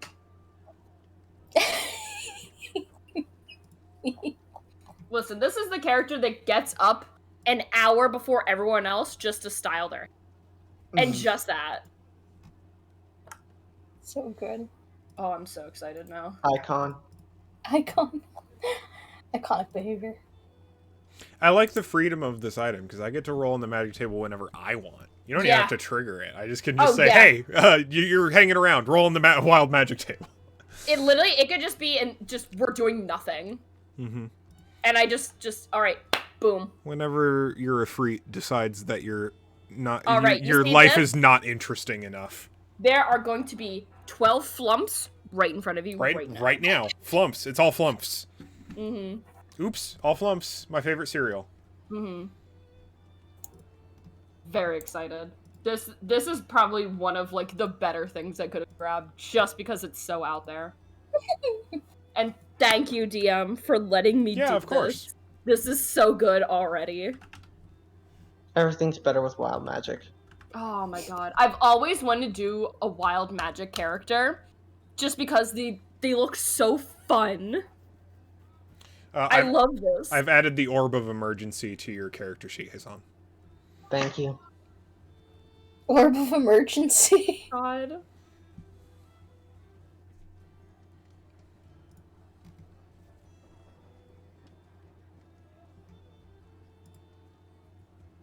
Jeez. Oh, here, I'm going to edit it slightly. Because you can, I'm also going to say that, for the sake of game rules reasons, you can choose to shatter it as an action. Okay. so that we're not like, you try to break the orb, you can't. No, it's like you can do it as an action. You can shatter the orb on any hard surface. God. Which might be kind of hard in the desert. But Cole, I'm just imagining some wayward D&D Beyond D&D Beyond user going through this and just reading this. Opaque glass orb, roughly 3 inches diameter, given to the holder with the instructions. If in danger, shatter the orb. I wonder what it does. If the orb was broken for any reason, tell Cole. And they're just like, who's Cole? As an action, you may break the orb on any hard surface or by crushing it in your hand with a successful DC 10 strength check. Strength parentheses athletics check. Save changes. Yeah, there's a reason I don't share my homebrew.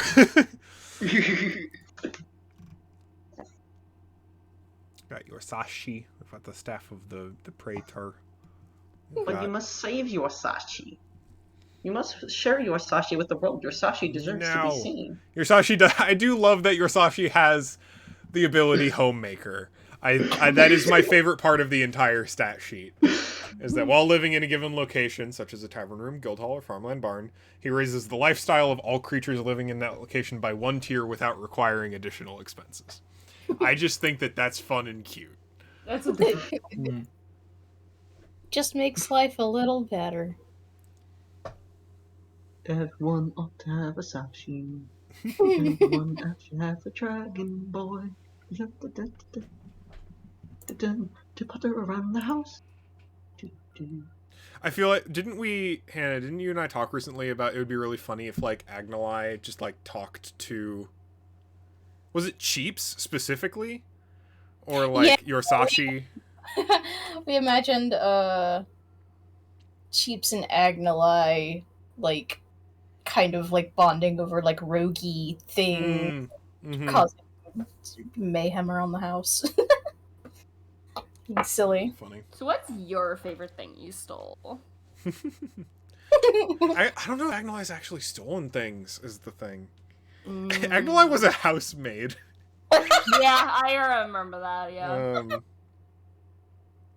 They were a arcane trickster, so they did magic things.